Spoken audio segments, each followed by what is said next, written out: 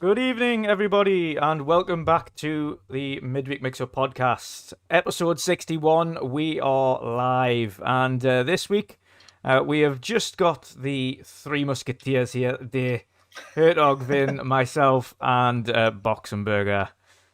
Before we get into anything else, we will do the introduction. So first and foremost, Vin, welcome back, brother. How did you enjoy your couple of weeks off? And welcome back to the show, and what you been up to? I enjoyed it a lot. I mean, it was a lot of Forza Erwin 5, Halo Infinite, and some other games for the Gamepass quest. So I'm doing really good. I mean, the kids are happy. We have Sinterklaas is back, so they can put the shoes on. They get a lot of treats, lots of presents. today they got loads of stuff from my work. They had a party for Sinterklaas, so I've been there. We've been dancing with him and the Peter. So it's all good. It's all good. I'm enjoying my gaming a lot. Don't sleep a lot because of that. So Yes. it's too much Halo every night. But it's good. It's good.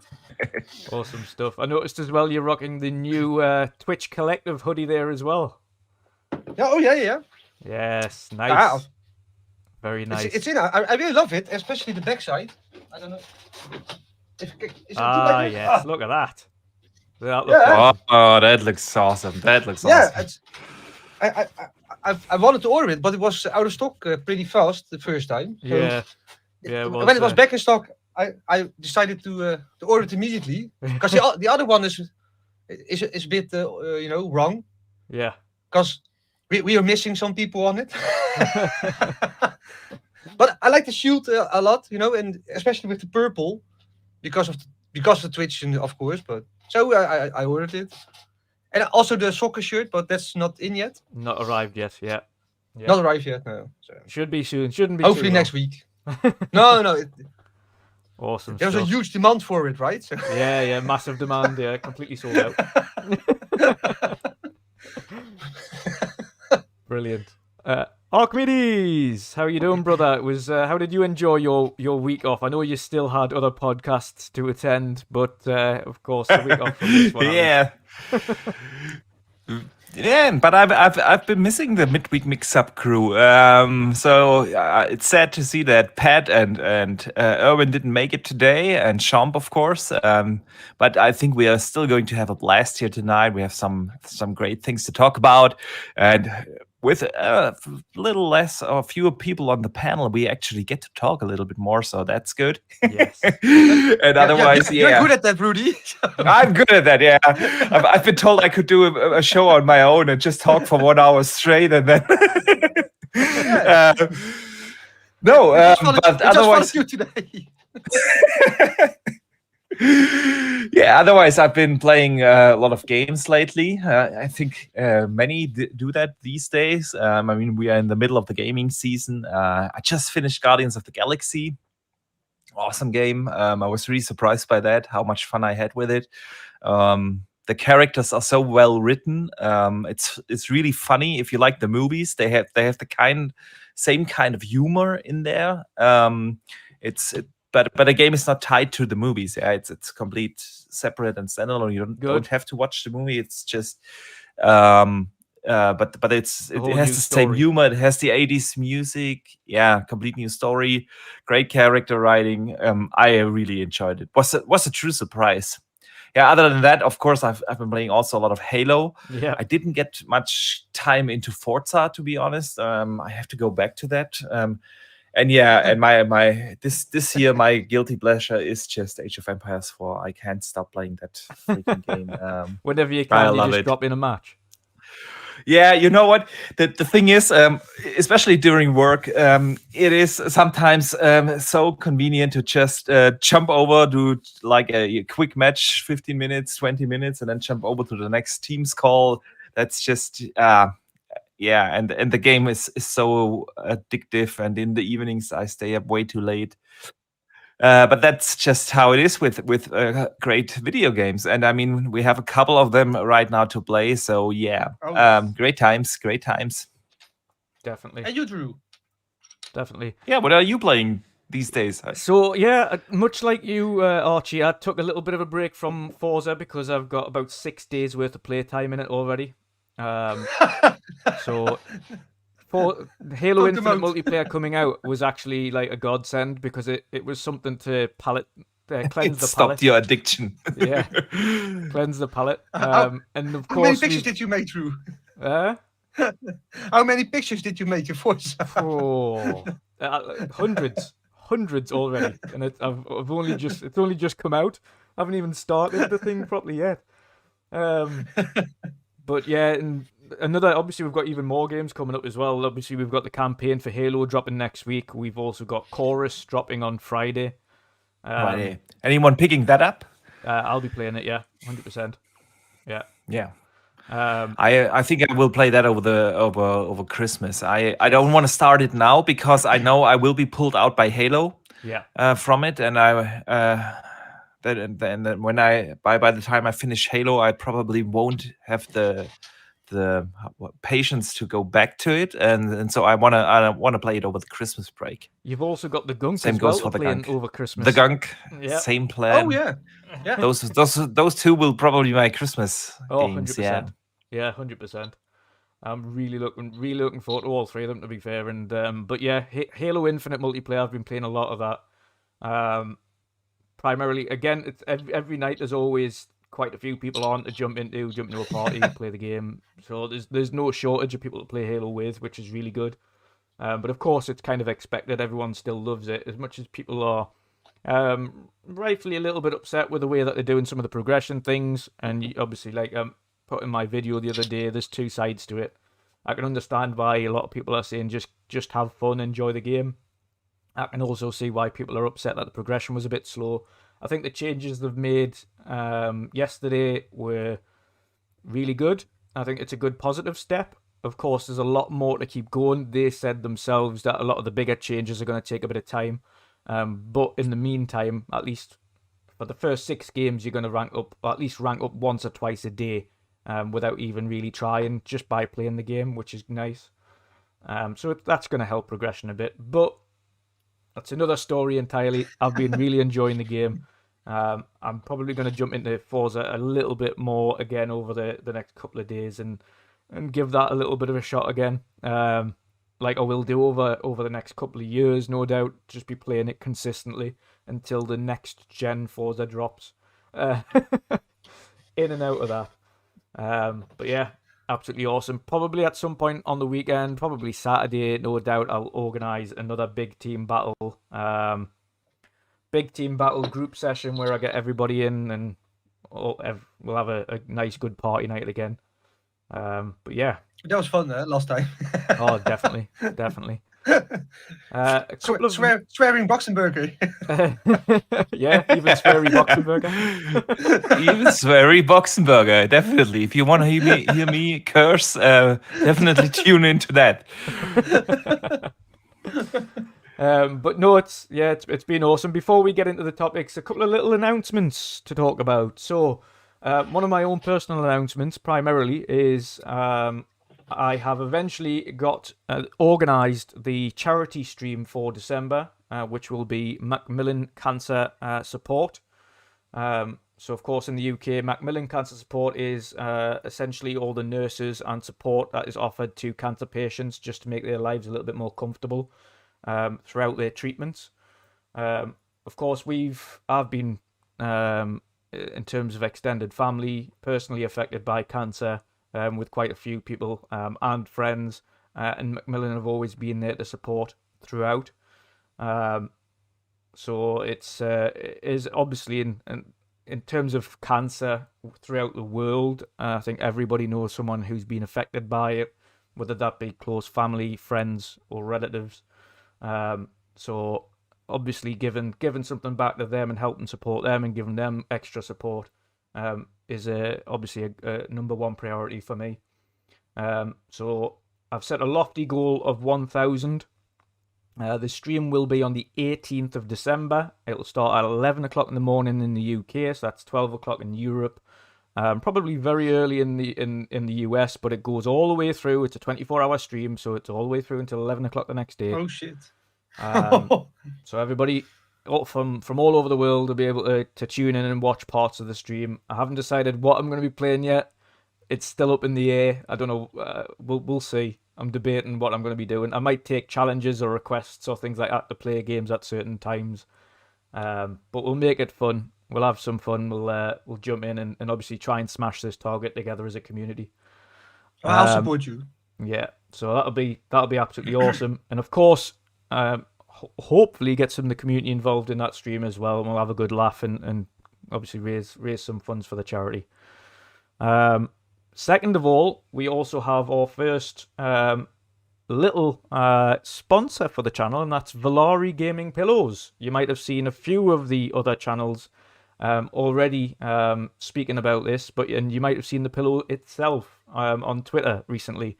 But it's a nice little one. Again, it was also another little kind of Kickstarter project set up throughout lockdown. When a guy was, it's a good story actually. So the guy who did Valari Gaming Pillows was essentially doing a lot of gaming sessions himself, Destiny sessions, doing raids at things in the house, and he was trying to find a comfortable way of actually sitting and playing for these long hours. So him and his wife used one of her old maternity cushions, and he used it as an armrest. And he was like, "Wait a second, there's actually something can be done with this." So they've went through a lot of kind of research and trial and error, and they've come up with the Valari gaming pillow. So obviously the gaming pillow looks like this. So it's got a nice little clip on it there, and of course I'll show you the little video here, which I'll put over the screen. And it winds down, folds up nicely, easy. So you can use it elsewhere. You could even just use it as a normal pillow. This is Gaz from Game On Daily, so that's the source cushion, as you can see there. So we'll, of course, get our branded one. You can get branded ones from themselves as well. So there's two versions. The first one is the non-customizable one. It comes in 4 colours, and it's $40 or £30. And then you've got the, and that's classed as the Ray Valari. Then you've got the fully customizable legendary one, which is £50 or $70, and that one can have any logo or customizable section on there. You can put your name embroidered into it, and everything in between. So yeah, so he's sponsoring us going forwards. There is a nice link below as well if you want to go there and have a look at all the different options of his. Of the pillows available and the colours and what you can do to it and etc. So there's a link in the description below, and obviously underneath that we've also got the link for the charity donation as well. So if you want to get ahead of the game and drop a donation, then obviously much appreciated. And thank you for listening to that extremely long opening, but thank you. It's awesome to be back this week. We have a sponsor. Woo! But I want, obviously, in terms of sponsors as well, I want to make sure that the sponsor fits with the channel, but also isn't kind of something like Raid Shadow Legends. Play this game for 400 things and spend £45 million on microtransactions. No, I don't want none of that. None of that. Like, This is our next sponsor. You can organise the Hertog Jan. You can do that.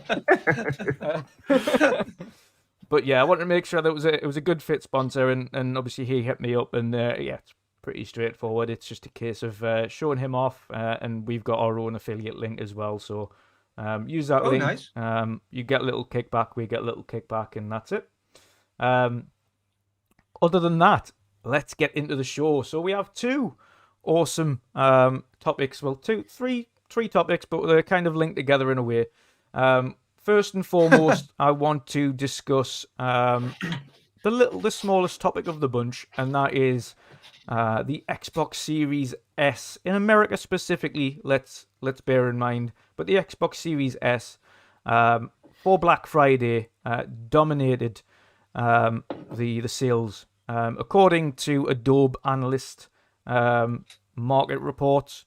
The Series S was by far the highest selling console out of both Series X and PlayStation 5 and even Nintendo Switch. Of course, that is huge news for Xbox, but kind of expected in many ways. I want to get, first of all, the opinion of Archie on this one. Archie, what do you make of the news that the Series S is obviously flying off the shelves, not just because of its availability, but in general, just how much it's actually, let's say, enjoyed by people? Yeah, I mean, it's a great piece of hardware, so why wouldn't it sell? And I mean, the availability definitely played a big role. I don't think we can deny that in any way. It is probably the only console that was more or less regularly available in stores. So, yeah, that definitely helps in selling it. But the thing really is, the Series S is providing the perfect price point for the casual gamer.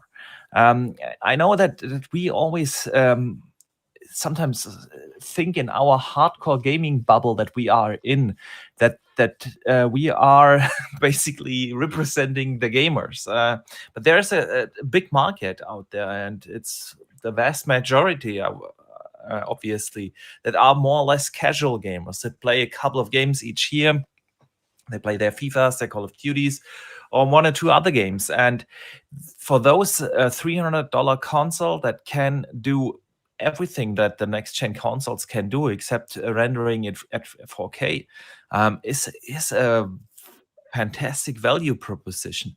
And when that whole discussion point came up on Twitter, I went back and had a look, and right after the Xbox Series X and S launched, I said exactly that in after a year or so, we will probably see the shift over that the best-selling device won't be the Series X, but the Series S. Because obviously, we, the hardcore gamers, we are the early adopters, and in the first year, we all get the Series X, but then the casual gamer kicks in.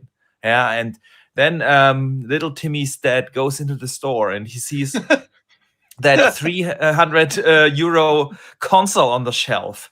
And alongside with it, he can get for 10 euros a month that Gamepass subscription. That is just a fantastic value proposition, and it is enough for many gamers. I personally, in my real life friend circle, had two guys buy a Series S last week.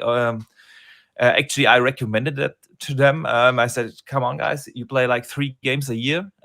You don't need a 500 euro console that you can get, and where you have to invest a lot of time finding it.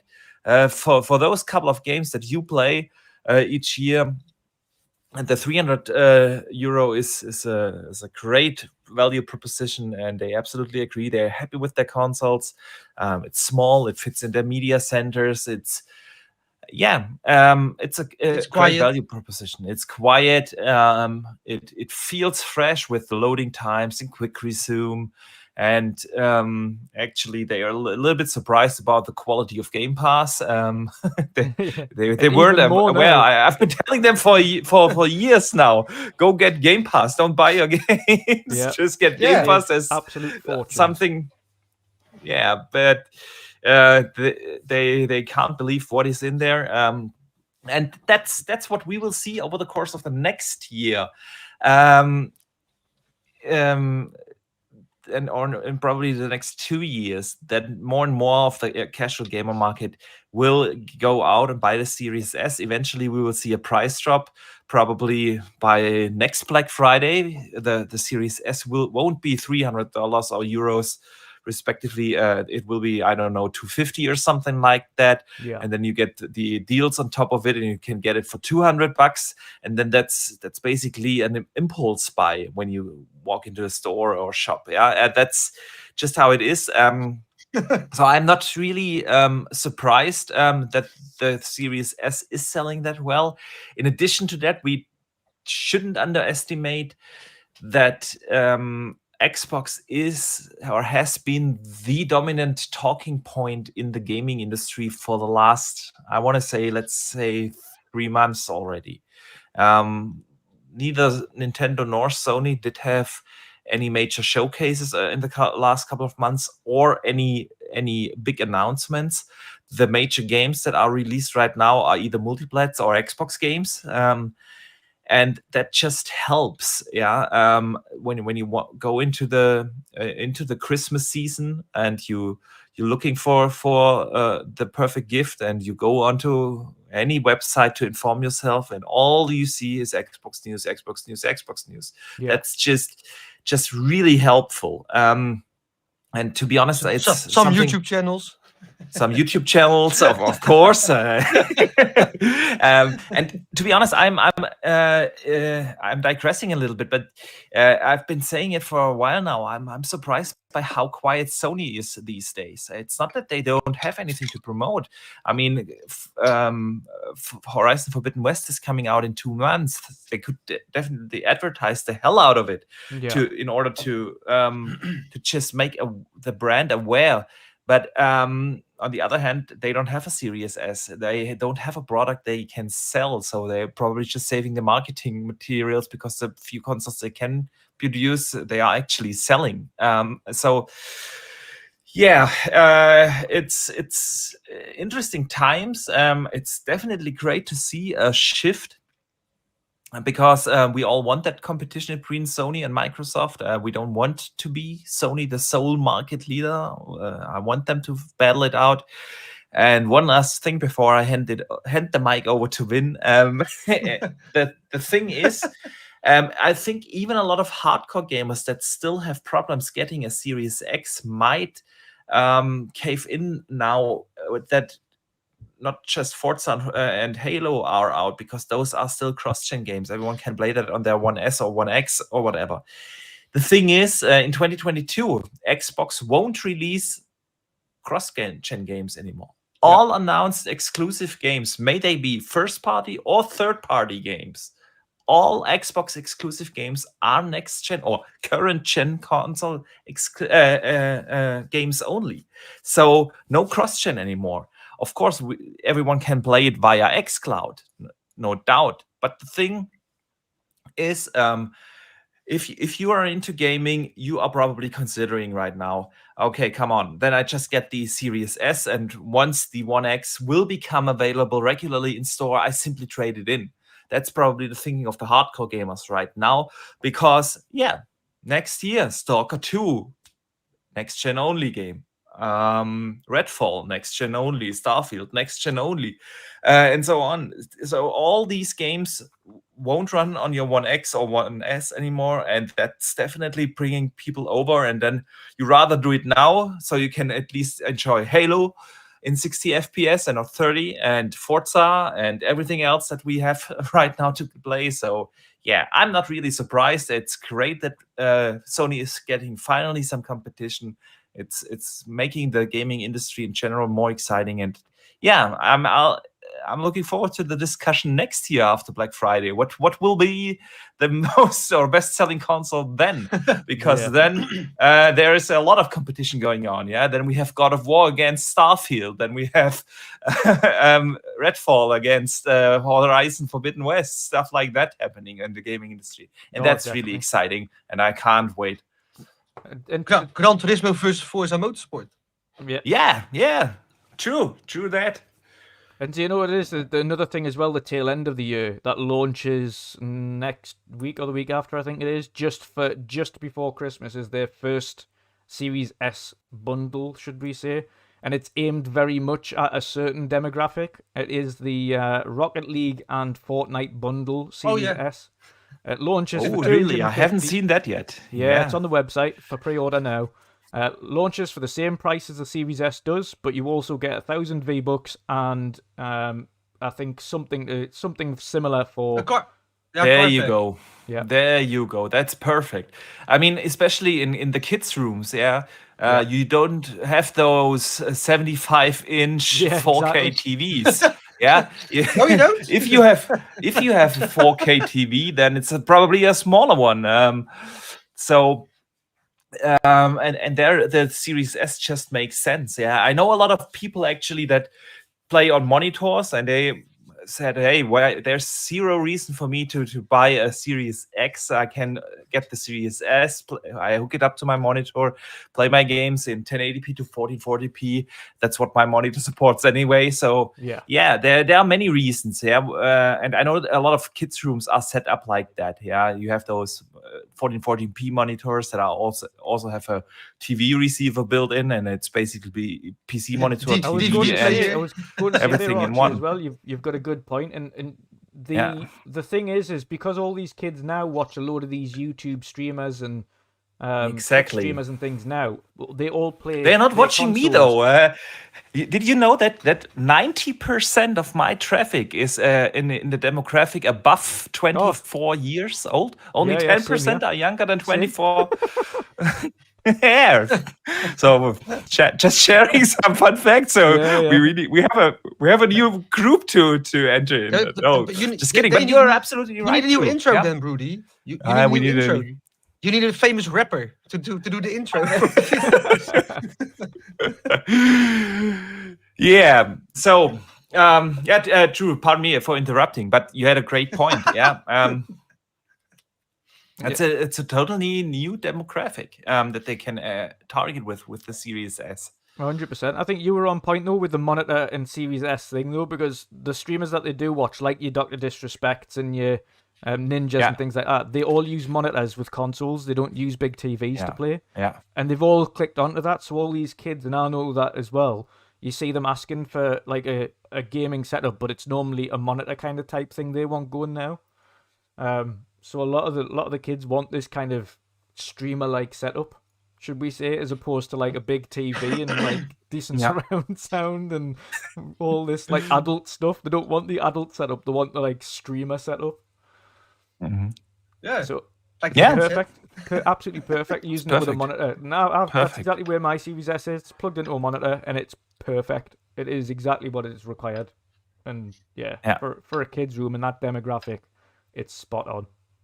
We still absolutely. We only miss one thing, right? We're still waiting for the Xbox Game Pass family plan, right? Yes. That because I can game share with my wife. So, but I have 3 kids and they start gaming now. So I really wish that we have the family plan now. So I don't have to buy all the games another time so they can play together, right? Separately. Yeah. or do lots of game share. So you have a game share and they have a game share. True. It's like Oprah Winfrey, right? You have game share. I'm out of money now, so I'm broke. But I think I don't know whether it was Phil or Sarah Bond. One of the two was talking about it. Yeah, that Phil. they have it. That they heard the feedback. That they are working on something, and we should stay tuned for 2022. So that's what they said. I saw it a couple of months back on Xbox Ultimate from Mev, Fun Speculation. Yeah, they were talking about it because they had this piece of news from Phil Spencer where he mentioned it, but that's the last thing I heard about it. I'm still waiting. Yeah. If you're listening, Phil, get it. Give it to me. We have a couple of things we are waiting for, right? I was just last week. I was listening to Jason Ronald on the Iron Lords podcast. A shout out to the Iron Lords. But they asked him, what about that improvement of the DVR feature? And he said, it has priority and it's coming. And actually, I went back and it's what they exactly said right after the launch of the Series X, that they are aware of it and that they need to. He actually replied to my tweet when I asked him that, so and said exactly the same thing. So some things are just in the working. I still think they have a lot of stuff going on. We've seen it over the course of this year where a lot of drivers and tools and dev kits and the data centers got updated. And sometimes these kind of things just get dialed back because you can't tackle everything at once. Especially with these family plans. I think I've said that before. I think it sounds easier than it is in reality, because a lot of the business plans that are in place and the kind of how they monetize Game Pass would have to be renegotiated, because obviously, let's say, Vin, you have 3 kids, you now have to buy 4 times Game Pass because 4 players want to play a certain game. If you have 3 times, I game share, another game shares, and and then but you get my point, you have to buy it multiple times. So monetization is different than if you suddenly share it across families, because how do you monitor that you don't family share with your buddies? The midweek mix-up crew. I consider you my brothers, but probably Microsoft doesn't. So the thing is. But that's in the app, right? In the Microsoft, you have this family settings, and you can add your wife and kids. So if you but I can also add you. Yep. I am your brother. I can add you. Everyone's I'm not saying it's not possible. I'm not saying it's not possible. I'm just saying probably they didn't set up Game Pass in the beginning with a family share in mind, and now if you have to renegotiate every contract you have with Game Pass in place, and they have like about a little bit above 500 games now in Game Pass, so you have to renegotiate 500 contracts. Yeah, it's just an insane task. And I think that's simply why it takes so long till they get. It's not that hard. I mean, if your phone gets an update, you just press OK, and yeah. Nobody reads the terms. Nobody reads it. It's just press OK. Nobody reads the terms. Yeah. Yeah, but you've got a good point. I mean, it's going to take a little bit of rework, and then of course, you've got to think if you've got one person on, let's say, just the regular Ultimate for himself, and he's paying what we pay, $10.99 a month, for instance. Then you've got to think, right? If a family, what does a family plan look like, and how many people can be on this family plan? If it's 4, then that's technically what would be classed as 2. What you would class as 2 payments, because you'd be buying one for you, then game share, one for that one, then game share. So that's 20. But if you've got 4 people on a plan and you pay 20 for a family plan, that's the same as buying 2 Game Pass Ultimates anyway. So they've got to look at a way of making it more expensive than the one below it, but not as expensive as 2 subscriptions. Yeah, but that's why I have 3 kids. Yeah. the fifth Told one you, is the bonus. kids are expensive. The 5th one is the bonus. That's the one that's free. The bonus. Yeah. So we shall see. We shall see. We shall indeed. We shall. Is it Vin? What do you think about the Series S news then, that it dominated Black Friday? You have a Series S as well, don't you? As a second. Well, yeah. It's not for me, but I bought the Series S for my wife. Yeah. And I get why people buy it, because if you play like digital only, and like on a monitor or on a normal TV, you don't really care about 4K, and there's actually no difference. Yeah. To be honest, I mean, I have a Series X, but mostly because of disk drive. That was my most important thing, because as you can see, I have a lot of stuff from the 360 and the OG Xbox here. Yeah. That I still play. So, but the Series S is really, really the same. Yeah. Just without disk drive and 4K, the output. The HDMI 2.1 is that, I think. That's the only thing. There's no difference. So it's just a small, silent machine that can do everything. The loading times are exactly the same. Like if we start Sea of Thieves together, we're in it on together as well.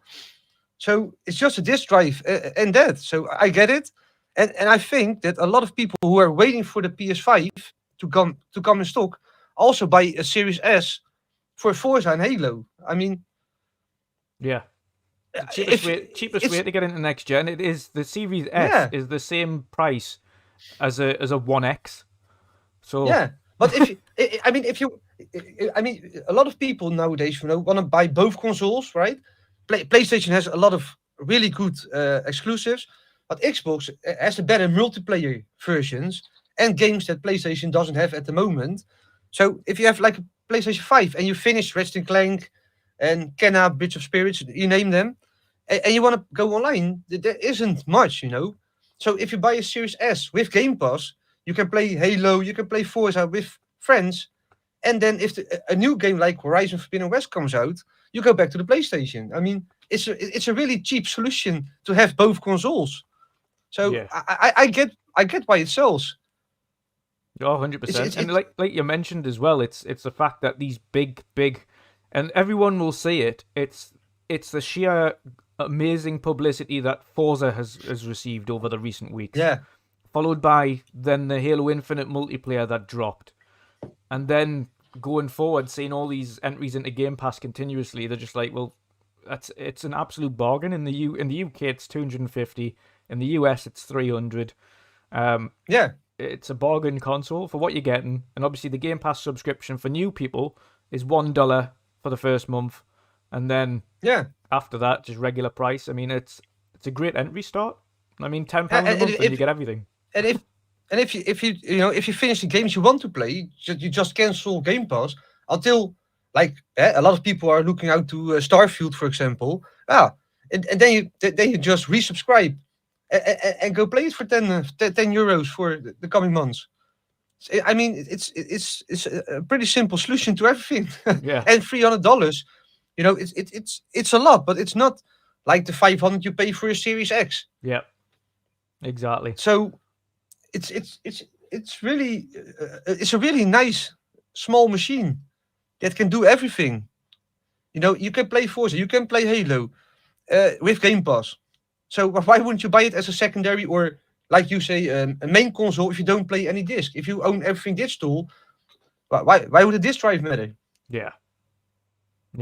100% agree. This actually goes nicely into the next topic, which is one of the bigger ones, and that is the our Xbox Series S and X 1 year in review. So obviously the console now has been out literally just over a year now. It obviously launched last November. We've had it in our hands. We've been playing it now for just over a year. I mean, it's had a bit of a slow start at the beginning, but it's certainly come into its own now, and we're starting to see these consoles and the game plan of Xbox and Microsoft kind of come to fruition. But I want to get into our highs and our lows from the first year, what we'd still like to see changed, and our favourite things, both favourite games, favourite things about the consoles, over the first year of the console's life cycle. We'll start with Vin this time around. Vin, obviously you've like all of us, we've had it since launch. I think Pat got his maybe a week or so later. I think he managed to get it, which was awesome. Yeah. So everybody pretty much on the panel's had it since the very beginning. But yeah, what are your standout points from the first year with the Series X so far? The standout points for me, the biggest one was the loading times. Yeah, I mean, my favorite game from Xbox last gen was Sea of Thieves, and that's the first thing I started on the Series X, and it went from what was it, 2 minutes 46, I believe, to 10 seconds loading time. it was crazy. Normally, I just put on my Xbox, start Sea of Thieves, go grab a coffee, smoke a cigarette, and get back, and then it was maybe loaded in or maybe not, but that was the biggest difference for me at the start. And later on, the games came along, and some games I didn't have interest in, but they really took me in. Like the first game that was the Medium. Yeah. I really, really loved that game. It was crazy to see what that Series X could do with the two worlds, Yeah. That was the first new thing for me. And I really enjoyed the game, the story, everything. I still want part 2 because I want to know who it is at the end. Yes. Yeah. Yeah, same here. But that game, it was brilliantly made. Everything combined. And later on, we had some games coming like Psychonauts 2. And now we have Forza Horizon 5, Halo, you name them. For example, now, this is finally getting to the gen Xbox wants us to bring. But I have some complaints as well, and that's mostly because I still think Xbox is too focused on United States, Australia, UK only. Yeah. You tell them. Yeah, but it's still a big issue for me. There was this Halo Collector's Edition coming out, and it was only US. For one store, I think it was. Yeah, you're right. Yeah, completely right.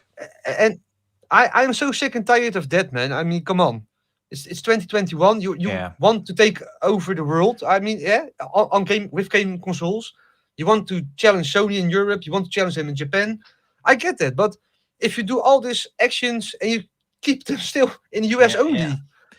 When everybody plays, we all win. It kind of feels like when Europe the US and UK plays, they win. Yeah.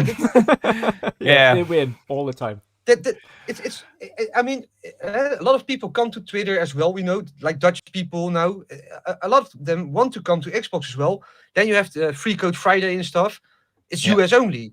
Giveaways, US only. Come on, it's It's Let me give you an 2021. You're insane- giving away digital games. It's digital. Yeah. It's come on. It's not Can you- even region locked. Why? Yeah. Let me what's give so you one difficult? crazy example.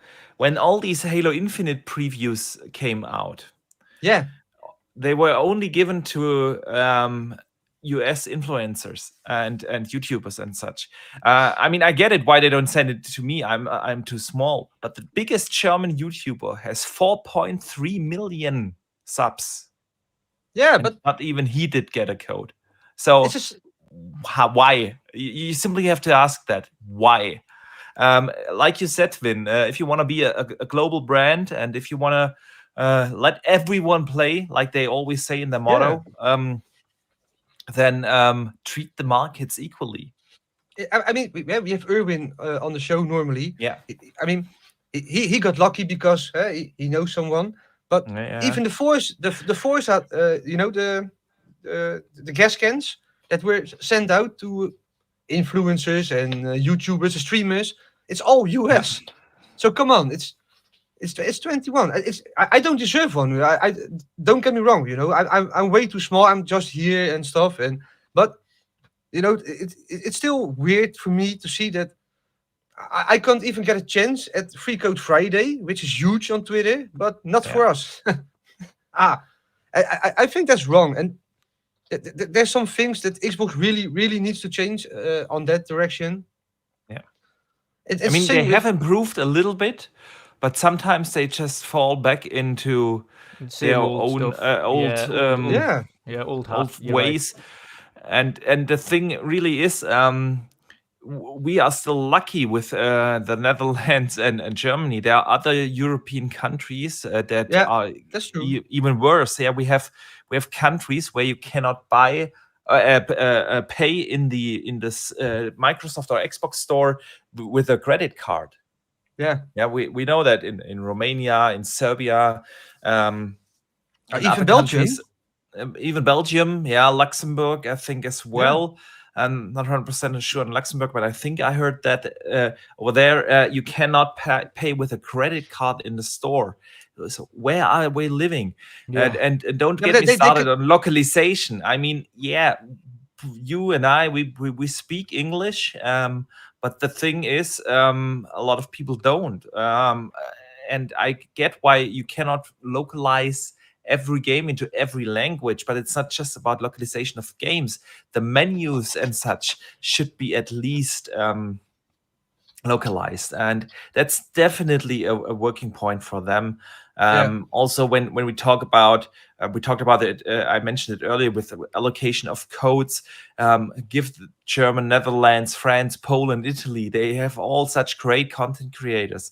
Allocate some codes to them, not just to US influencers. They are giving out review codes to influencers in the US that have like 5,000 subs, and the biggest of the biggest European content creators can't get codes.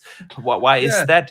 They bring out the mini fridge and they even market it as, yeah, we are launching it globally, and they allocated 1,000 units to us.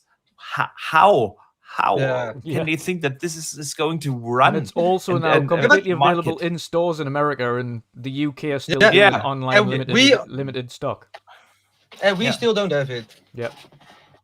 So that's 100% Vin. I'm glad you brought that up. I absolutely agree there. That's a big learning curve for Microsoft. I also want to mention we are speaking now about Europe. I have a lot of people in the community, in my community, that I talk to that come. Woodsy in the chat. They don't even in Portugal. They still don't have rewards points. That's also in Belgium, right? I mean, they still don't have reward points. Reward points. I have a lot of people coming from India, for instance. Yeah, they didn't even launch yet the console in a country that has 1.2 billion citizens. Talk about a missed opportunity there. That's really something. And we also know that in Australia and New Zealand, the localization and efforts are also really not good.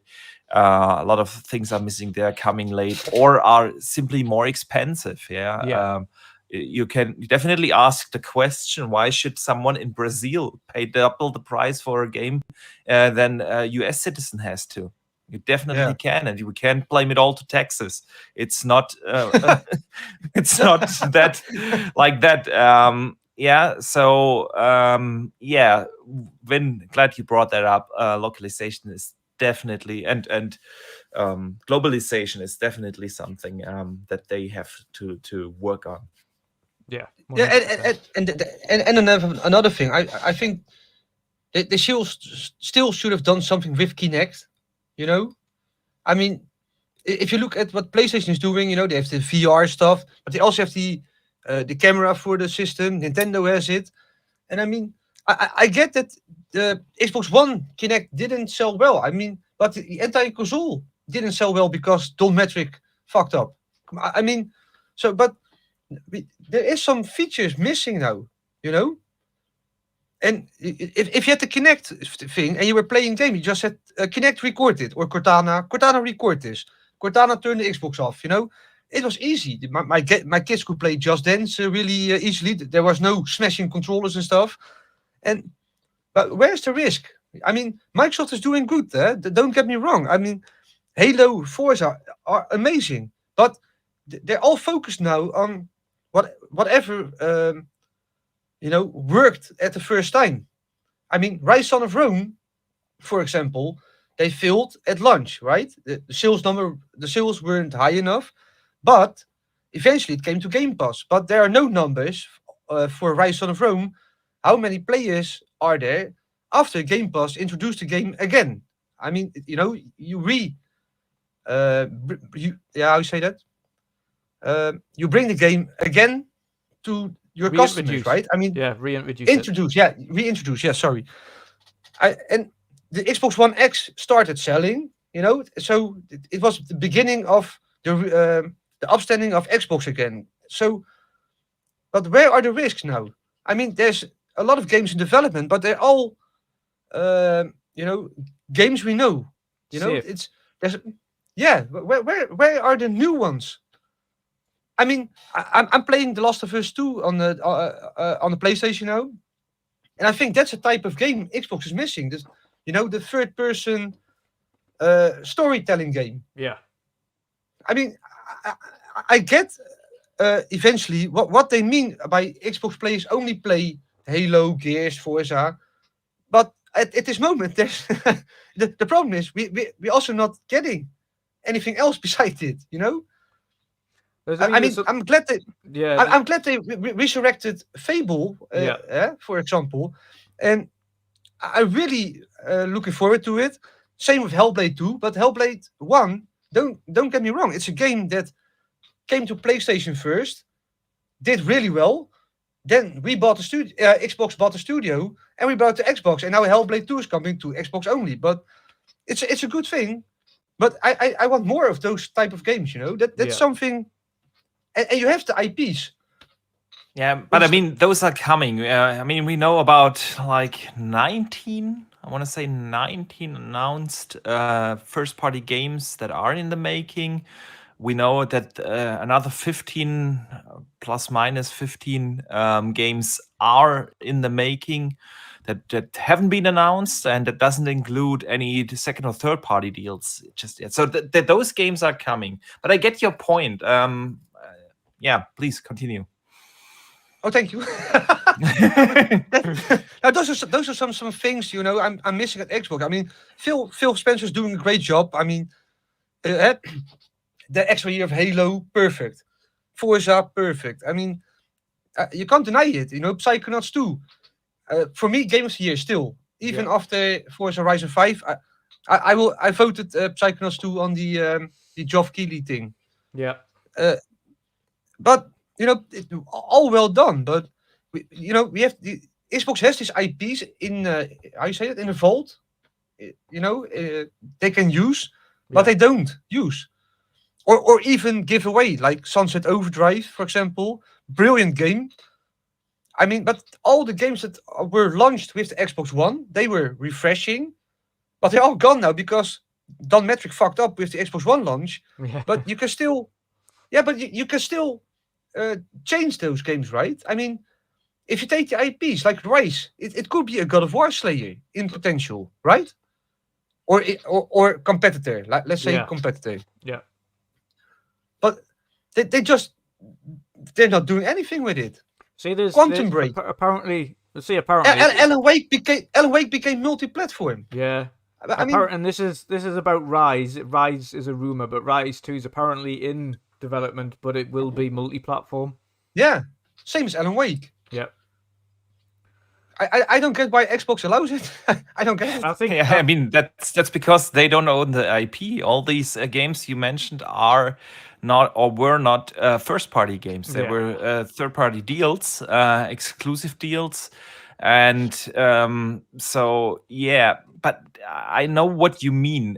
Xbox has a lot of history with certain franchises, and I think that's one page they could take out of Sony's playbook, that because Sony really embraces their past games and their Yeah. history in gaming, may it be through remakes, may it be through respective exclusive deals, even if they are just timed. But that's definitely something where PlayStation they embrace their past in gaming, definitely. yeah. I think one thing That's something I'm missing. one thing that we do know is, as Archie said there, we've got 19 games still that we know of coming out, but also thanks to Jez and the Windows Central guys, over the recent months we know of at least, I think it's about 17 projects that are under work that don't have official names yet. Yeah. Obviously project code names. 17 additional on top of the 19 that we know of, that are in the works. Some of them are what you want, the third-person action adventure type stuff. Some of them are shooters. Some of them are RTS games. Some of them are RPGs. There's a whole range of weird and wonderful kind of new titles or projects in development. So, of course, what we have to bear in mind with all these projects is they are still projects and code names. So some of them might not hit the full development. Some of them might not get there. Some of them might end up getting Skillbound. canned. Yeah, Skillbound. Yeah. I mean, speaking of which, because we haven't been on the show since that was announced, but obviously the Scalebound dev did apologize to Phil Spencer and Xbox for their handling of it. Oi. Good evening, Hi, Shomberlon. Hello. Hello, brother. Yeah, but- How's it going? Good evening. But he did In a minute. apologize, but there was nothing that you.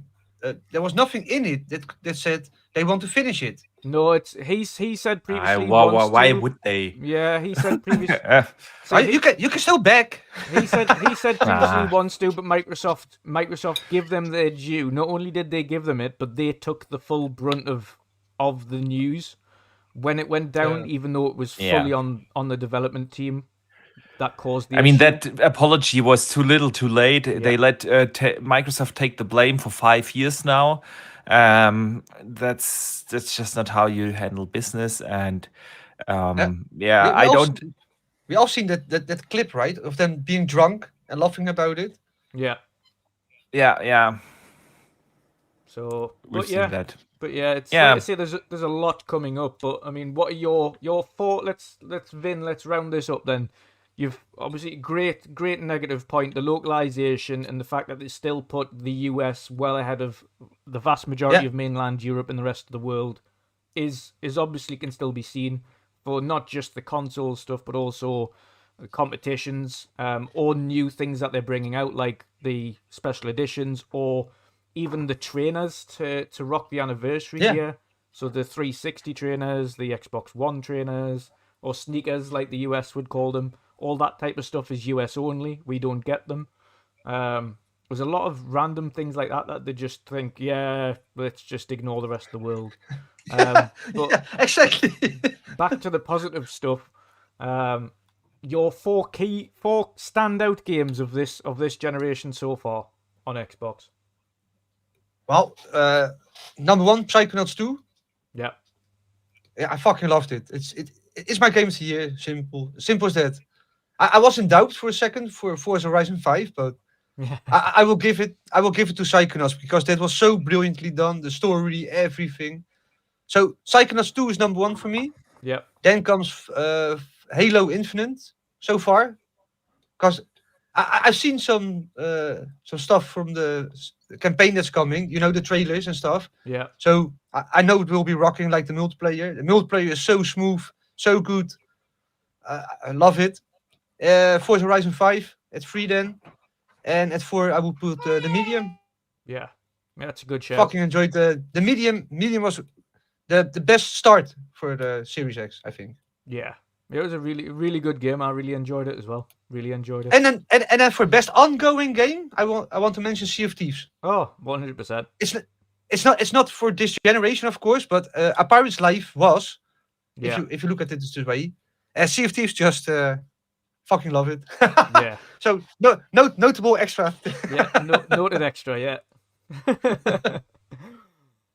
Before we get into Archie and your year in review, Shom, welcome back, brother. It's nice to see you. How did you enjoy your week of rest, should we say, from podcasting? What did you get up to? I didn't have any rest. I was lesson planning, and then when I wasn't lesson planning, I was sick last week as well, which sucked. Yeah, but you can hear that.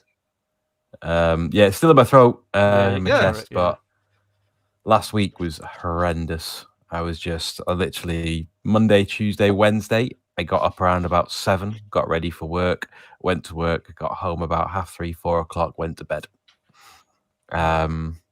Woke up a little bit, did a bit of lesson planning for the next day, and then rinsed and repeated. It was not a good week. Let's just put it that way.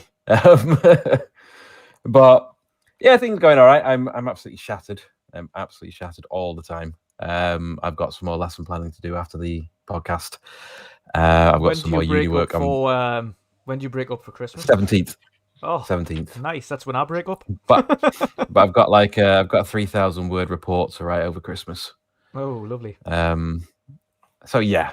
And when I'm not lesson planning, I'm falling behind in all the uni pointless paperwork. And a lot of it just does my head in because it's like, right, I've got my lesson plan and I've got everything I'm doing that. And then they get me to do something else, which is just copy and paste the main points of my lesson plan onto another sheet. And it's just like, you're wasting my time. That takes another 15, 20 minutes that I don't need to do. You can just look at my lesson plan. That has all the information there. I hate pointless work. Yeah. It infuriates me. So, and I haven't even been able to game properly. I missed out on the Halo event. I think I got like 3 levels because I had one night of playing it. Yeah. The rest of the time I was either sick or just could not be bothered because I was so tired.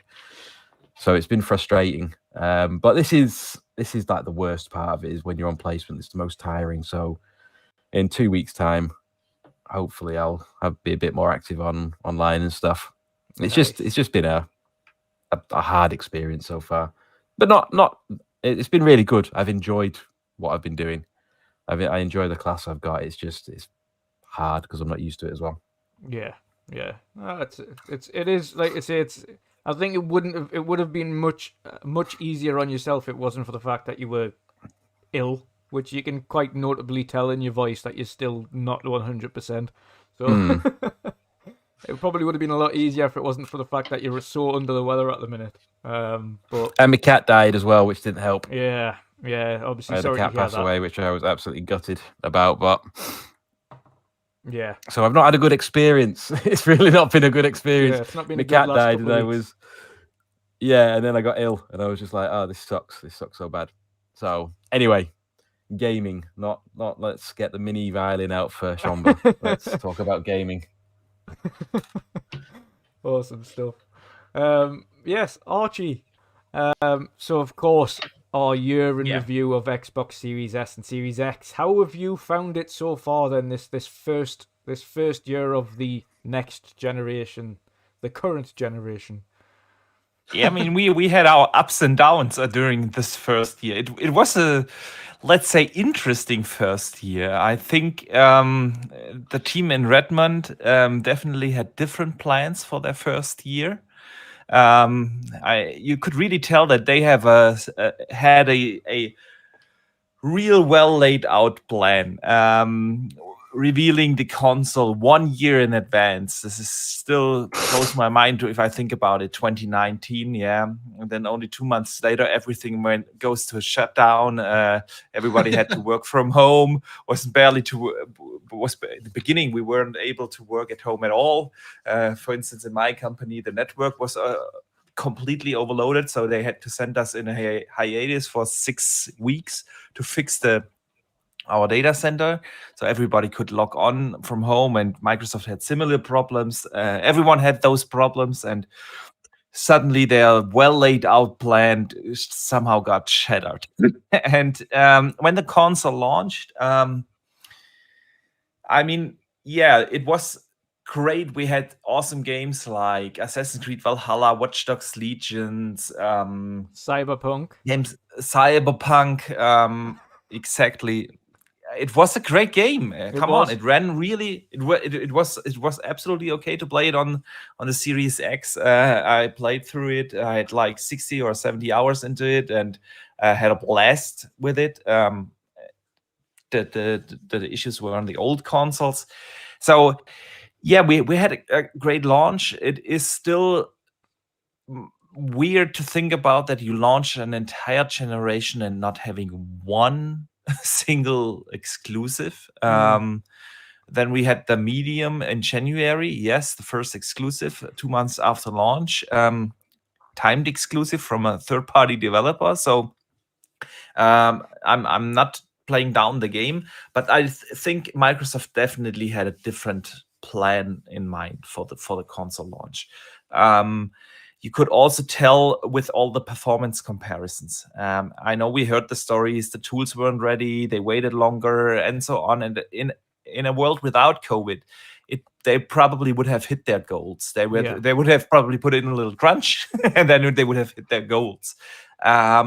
It was really weird to see the most powerful console, and that's not fanboy talk now. It's just on paper. We look at the specs, and the Xbox should definitely have the advantage in almost every comparison. And suddenly we see those Digital Foundry reports, game after game after game, outperformed on the PlayStation. In the first 2 months or 3 months, it was really, really weird. And I get why the narrative was like it was. It is hard to bring over, some dev tool or some driver for that console isn't where it's supposed to be, and so on. It's hard to bring that over to the casual, regular gamer. I get that. And that's why I say I think Microsoft definitely had a different launch in mind. And what Sony relied a little bit more on traditions. Yeah, their dev kit is very, very similar to the PS4 Pro dev kit. The way how they handle their business, their marketing, etc., was just more in the traditional sense. And then Microsoft comes in with an all new dev kit, the GTK. They come in with all these other options like the unified ecosystem, stuff like that. It's in Gamepass, obviously. Business models have to be rethought. Everything they changed basically the entire gaming industry up and down, and that in the middle of a pandemic. And that's why I say they had definitely a different launch in mind. Yeah. But when you get over the first 6 to 8 months of the console generation, we've seen games perform better and better on the Xbox Series X. I think now probably 80 to 90% of the Digital Foundry comparisons go to the Xbox side of things. Sometimes I'm still scratching my head when I see some comparisons, but that's definitely then also on the devs now. But you know what I mean? that definitely has changed. And starting in July, I mean, come on, ever since that, we can't stop playing Microsoft games. They launched the Microsoft Flight Simulator. That game was huge on Game Pass. Yeah. People really enjoyed that. Then we had Psychonauts 2 in August. Then we had Age of Empires 4. Then we had Forza Horizon 5. And now we have Halo. The multiplayer is already out. The single player is coming next week. That is banger after banger. I mean, really, all of these games are at around 90 in the Metacritic score, plus minus. Even though I don't care about Metacritic, it just tells you that we are not talking about some what is it called, Game Pass fodder. Yeah, it's scrapping quality the narrative. games. We got every month we got a quality game, and even the PlayStation gamers were happy that Xbox published games on their side, because Deathloop also is an awesome game. So yeah, they are really firing on all cylinders in the last 5 to 6 months. That's just what they did. And then the first half of the generation, Game Pass kept us definitely busy, even though a couple of things were probably not as they originally were intended, like the Halo delay. And I'm still saying that if it weren't for the pandemic, we would have had games like I don't know, either a Redfall or a Starfield or a Fable or something like that this year. It just turned the world upside down, and you could really tell that Microsoft has been hit hard with it, because a lot of things come there simply together. The studios are new in the organization, and the teams weren't able to meet, and they had to suddenly manage 23 studios from home. It's a tough thing to do. You could tell that, but the first couple of months were really Game Pass. I mean, come on, the discussion around Outriders and MLB, the show coming to Game Pass day one, that was really big, and it Back kept for Blood. Xbox gamers. Pardon me? Back for Blood, yeah, but that was a little later. I'm talking about the first 6 months, first half year, of the generation. That was really big. Then we had also things like all these next-gen upgrades. Yeah. I remember the Division 2, for instance. That game was basically dead. It got the next-gen patch, and everyone was playing it. It came to Game Pass, and literally for 2 weeks, my friends' playlist on Xbox was 80% of the people played Division. Everyone bought the expansion pass, and me too. Guilty as charged. We have seen that with many games. I'm just taking the Division 2 now as an example. That Game Pass, releasing Game Pass alongside with a next gen patch was really kind of like a what's the English phrasing? I'm looking for a second chance, second start, second revival for the games. Second wind. Yeah, revival.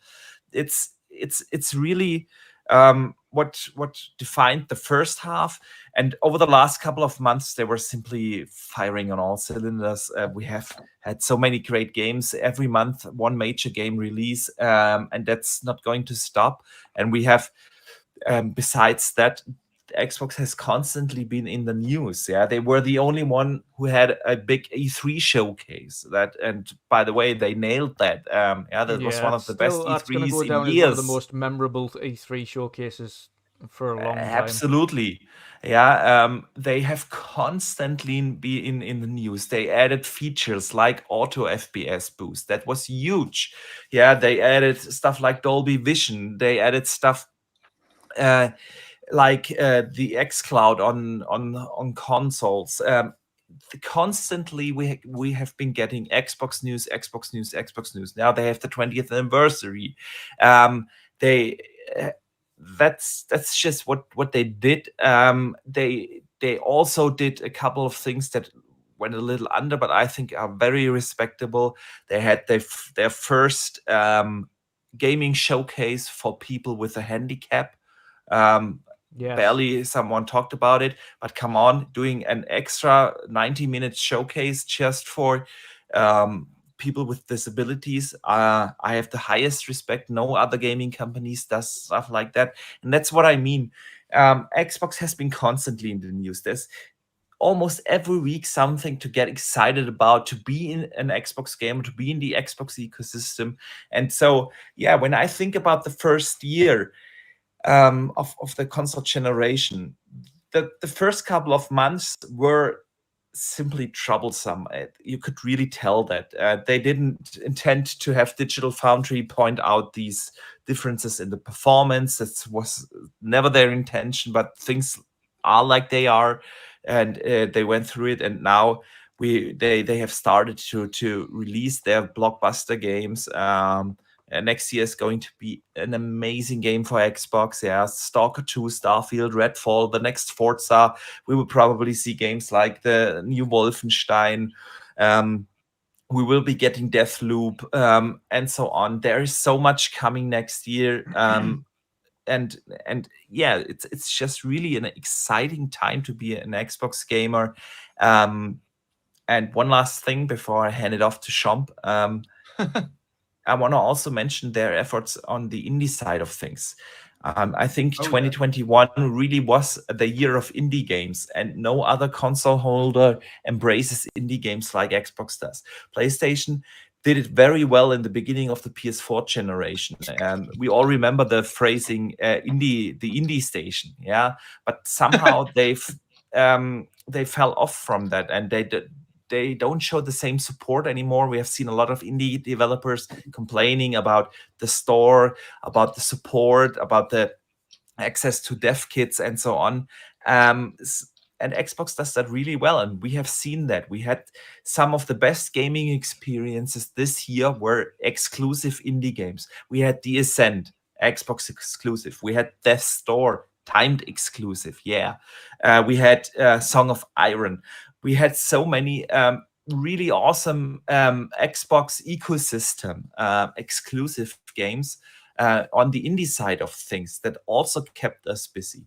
Drew and that even made a show of it. Yeah. Pardon me? Drew even had a great show on it with Yeah, in the other April. guys. Yeah, indie Yeah. showcase. Absolutely. Yeah, well, we forget about that indie showcase, okay? Because that thing on Twitch, yeah, we're not talking about that. Yeah, but you know, if you fire 10 shots, you can't miss 10 times. You can't hit 10 times. One or two of those shots you fire, they are simply a miss. So, and that Twitch showcase was definitely one of those. But the thing really is, I think in 2021 we have seen a lot of delays. A lot of AAA games got delayed. And when we think about the pure amount of AAA games that have released in 2021, there weren't that many. Like we had in 2020, 2019, we had way more AAA games released. And the indie games really kept us busy in those breaks in between major AAA releases. And yeah, no other platform handles indies as well as Xbox does these days. And so outside of the PC, of course. Yeah, so it was an interesting first year. A lot of things went differently than expected, but I thoroughly enjoy my Series X. I'm having a blast. And thinking about what's to come, I think this generation can really go down as one of the best generations in gaming ever. The hardware is there. The hardware is amazing. Never have been consoles so powerful when you compare it also to the PC space. That's awesome, and this goes for both the PlayStation 5 and the Xbox Series X. And both platform holders have so many great games coming over the course of the next 2 to 3 years. This is going to be insane, and I really truly think that this generation can be the best generation in gaming, period. Yeah, 100%. Completely agree. I hope so, but maybe not. But you know, I think the best gen is still Dreamcast, PlayStation 2, GameCube, and 360. That was an insane gen. Yeah. But yeah, 4 compared. But those were 2 gens. No, it was. The 360 and the PS2 generation and Dreamcast generation were 2. My favorite generation so far is the PS3 and 360 generation. I gotta give it to sorry, that. I'm getting it wrong. Yeah, sorry. Yeah. It is wrong. That, sorry, that was my an bad. amazing generation. Yeah. So Boxenberger, sorry. I was going to say before I hand you off to Shom, what are your, let's say your 4 key games then so far this generation? Standouts. Oh, I have to unmute myself if I want to speak. That definitely helps, I have heard. Yeah, for Drew, you need to send me such questions in advance. Yeah, if I have to put you to on the spot from the top of my head. Yeah, from the top of. If you ask me the same question tomorrow, I'll probably give you a different answer. But from the top of my head, I mean, Assassin's Creed Valhalla. That was really. I loved the game. I know people say it's always the same and too big and generic, but I love the Ubisoft open world games, and especially Assassin's Creed. So good. I also enjoyed the DLC, and to see such a big open world game with such a visual fidelity running at 60 FPS, that was my wow moment when I booted up my Xbox Series X for the first time. So yeah, I definitely gotta mention that. What other games stood out? I'm leaving Age of Empires 4 out now because it's not a console game. Yeah. So yeah, I definitely have to give it to Forza Horizon 5.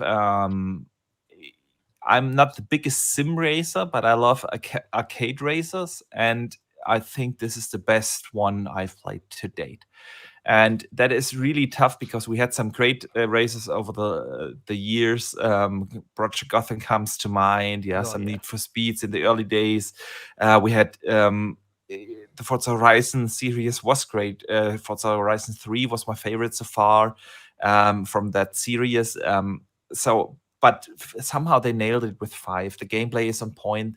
The graphics are insane. The way how they built the world, I really like it. I really enjoy it. I also have to say Psychonauts 2, probably my game of the year, along with Age of Empires. At the point, it's amazing. And then I don't know if I can mention Halo yet because it hasn't officially released, and I'm already. I've said it too many times that I don't like to see media outlets already giving scores to the beta for the multiplayer. But Halo is definitely a great experience. But so I would say that is my 4th. But I also want to shout out really some of these amazing indie games. Some of the best gaming experiences this year were for me definitely Death's Store. That game was simply amazing. The Ascent, I had so much fun with that game.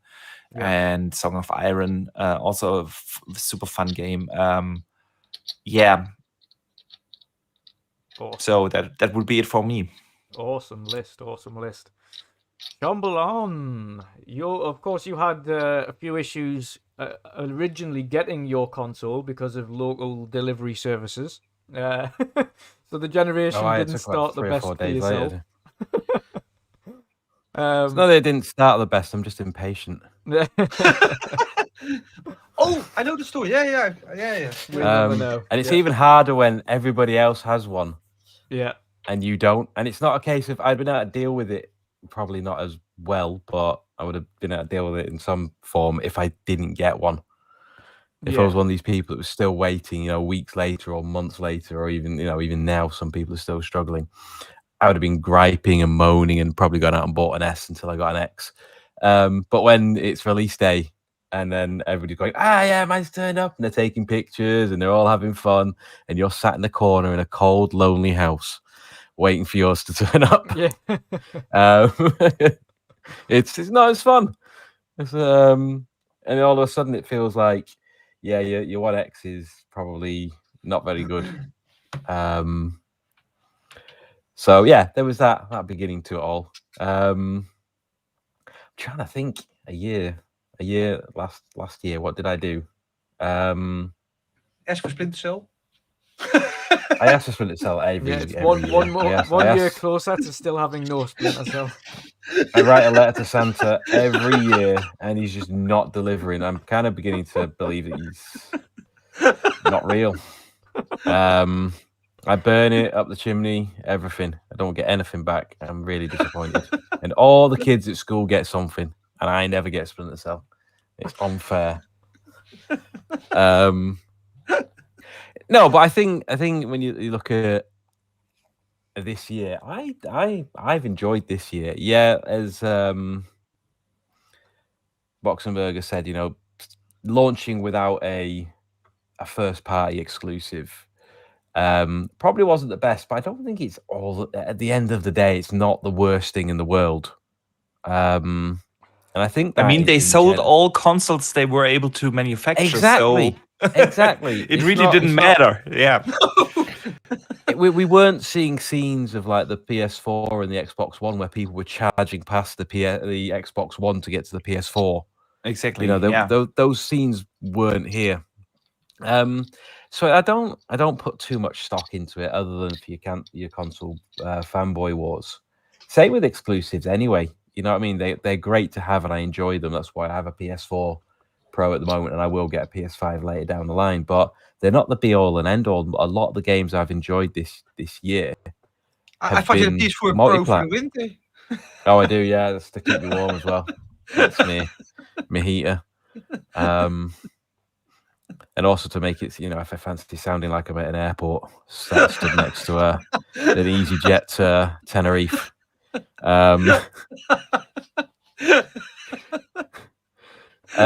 But I don't, they're important for selling consoles. I see that, but they're not the be all and end all. They're, I enjoy having them. I enjoy playing the Spider-Mans and the God of Wars and the Forzas and stuff. But 9 times out of 10, you're playing, or at least I'm playing third party. I mean, one of my favorite games this year, it's a Game of the Year nomination, but I don't think it should be a Game of the Year nomination. And I did say I thought it was my Game of the Year at the time when we were asking around about August time. Was it July, August? Yeah. When we were exploring that, and that was Resident Evil. Whereas now I don't think. Yeah. I really enjoyed it. I think it's a great game. I just don't think it's Game of the Year material. I don't think it should be in that list. I agree. It was a great game, but like you said, I think there were simply better games this year. Yeah, I mean, like your Death's Door. I mean, that's one I need to go back to. It's one that I really, really enjoyed, and then I think my course started and whatnot, and I didn't get time to get too far in it. But not to kind of harp on about the Forza Horizon not making an entry into the Game of the Year. It's you can't say that Forza Horizon 5 does nothing. Yeah, you can't say it doesn't do anything. It doesn't improve. It's just another one in the franchise when Resident Evil's there. Resident Evil's a good game, but it doesn't really do anything great. And it's another one in the franchise. Graphics. Yeah. It's a great game. Don't get me wrong. It's like the 30th one, right? It's what? What? It's like the 30th? Number 30 in the series or something? Yeah, technically it's about number 13 at this point. Yeah, you're right. Yeah. So it doesn't do anything major. It's a fun game. It's a really fun game. I completed it like 3 times. The only thing that I haven't got achievement-wise on it is those stupid missions, those timed ones, whatever they are, where you have to do the killing and get your times. I can't remember what they're called. Yeah. They were a pain in the ass. But it's a good game, but I just don't think it's Game of the Year. But I really, really enjoyed it. I enjoyed the medium. I enjoyed it for what it was. I don't think it was as groundbreaking as maybe the developers were trying to sell it on and whatnot. I thought it had its limitations, but maybe I'm just simple-minded and I just enjoy games for being games. Yeah. And I don't look for some hidden meaning or some, something that has to, almost give me an epiphany of why I live my life. But Shom, that ending, I want answers. Yeah, no, I do. I mean, that was a good ending. Any ending that makes me want to go, crap, right? Well, they better get on making a new one. Exactly. It's a good game in my book. I've seen plenty of cliffhangers and gone, I'm just like, well, if it comes out, I'll play it, but I'm not all that bothered. I want to play the medium too. Yeah. I hope it's bigger. I hope it's better. I hope it has a bigger budget. I hope it does well on PlayStation. It was. I mean, we'll all agree to this anyway, because I think Shom's played quite a few Bloober Team's games, but that was by far their best game. Oh, it was better than Layers of Fear. Yeah, by a long shot. That is definitely that studio's best work. I did enjoy Blair Witch, but again, that was a very limited experience. I think. Is it also for the same team? Yeah. Mm-hmm. Oh, same. It's not the same team because Bloober's made up of like quite a few small teams. Yeah. Okay. But I don't know. It's the same with films. I just see films as being films, as some entertainment. I don't get these people. They get just so hung up on some things. Yeah, there's some bad films you look and go, I'm not going to watch that again. That was terrible. There's some that I've turned off within the first 5-10 minutes. But most of the time, if I want to watch a dumb film, I'll watch like a Marvel MCU film because that's what it is. It's dumb entertainment. It's It's easy to take watching. my mind. Yeah. There's some things it's just kind of like it's like I'm reading a research paper where I'm just kind of like, hold on, whoa. Let's go back, 30 seconds. What just happened? You know what I mean? They're really deep, like Inception or what's that one with Matthew McConaughey, whatever. Where he goes out into space and then he speaks to his daughter. Interstellar, that's a brilliant film, but you need to be switched on to watch it. Yeah. And there are games like that. There are some games that you can just blast through. You can have fun. You can play a Ratchet and Clank. You can play a Psychonauts, and you don't really have to think too much about the story. You're just having fun in the game experience. But then there are other games where you want to take a bit more time. And I'm not saying games like Cyberpunk are like deep in terms of like theology or the meaning of life or stuff, but you have to pay attention a little bit. And I still think Cyberpunk is a gem. I love that game. I was lucky enough not to have any major issues with it. I understand that some people had some massive issues with it, and I understand their criticism of it, but I'm just speaking of my experience. There was one mission that I had to redo because I had to save an NCP and put them into the back of a car, and it wouldn't let me put them into the car to drive away. So I had to restart that. And there was a couple of times when the game just hard locked on me. But other than that, I'm having fun. The only reason I haven't completed with Cyberpunk a lot, sorry for interrupting, but I think a lot of the things with Cyberpunk, I'm not saying it wasn't, that there weren't issues, especially on the old consoles. The game was really not playable. But I think if the game would have only come out as it was on the next gen consoles, and people would have had these minor things to complain about, it wouldn't have gotten the same reception. The problem is that the bad performance from the last gen consoles was also projected on the new gen consoles, because I've seen a lot of people complaining about how the game is unplayable on the Series X. When I was like, what is game breaking about it?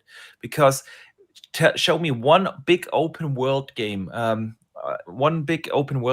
doesn't have a glitch issue sometimes, or collision error or something like that. Yeah. That it happens with every game, and it ran well at 30 FPS. Obviously minor issues, but I can't think of one single big open world game that doesn't have them. So Jet Set Radio. I reckon if you were to go back now, you probably find some. Oh yeah, 100%. But minor stuff. I finished I finished multiple times. So Dreamcast for the win. Yeah, whatever. But these people where they see a floating gun or an NPC walking against a wall or getting stuck or doing something stupid or being stuck in the ground, and they're just like, oh my goodness, it's just so unplayable.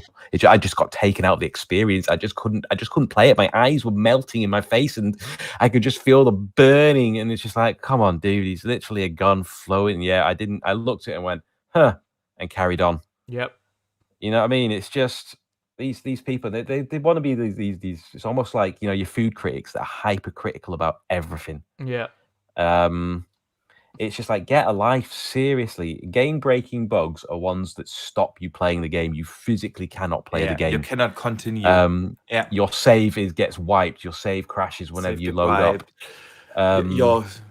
Your quest won't finish and you can't continue or something like that. These types of things.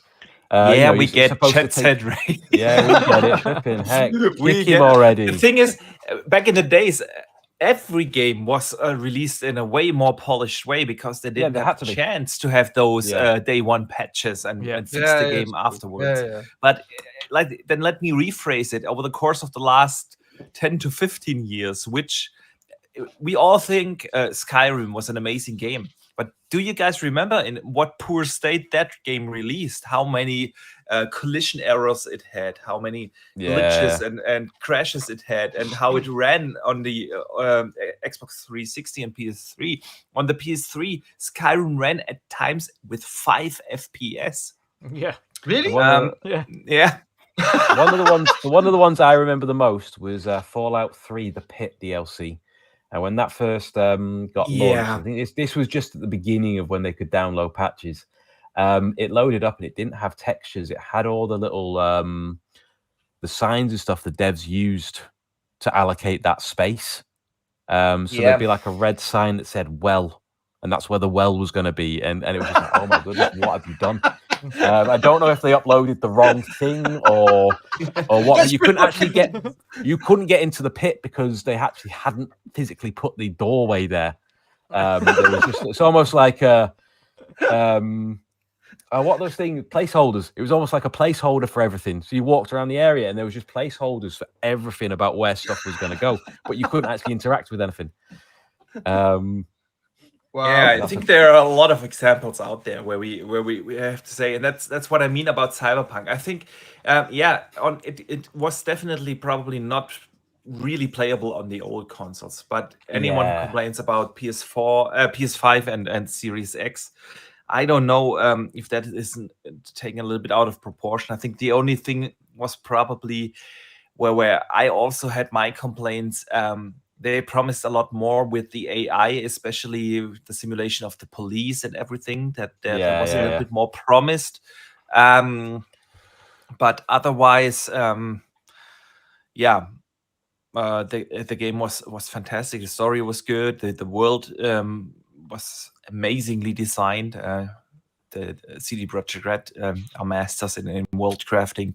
It was a fantastic game. I'm actually thinking about buying it on the Steam sale. I want to see that game run on my PC all maxed out with ray tracing enabled, since we are not getting the next gen patch anytime soon. So yeah, definitely love the game.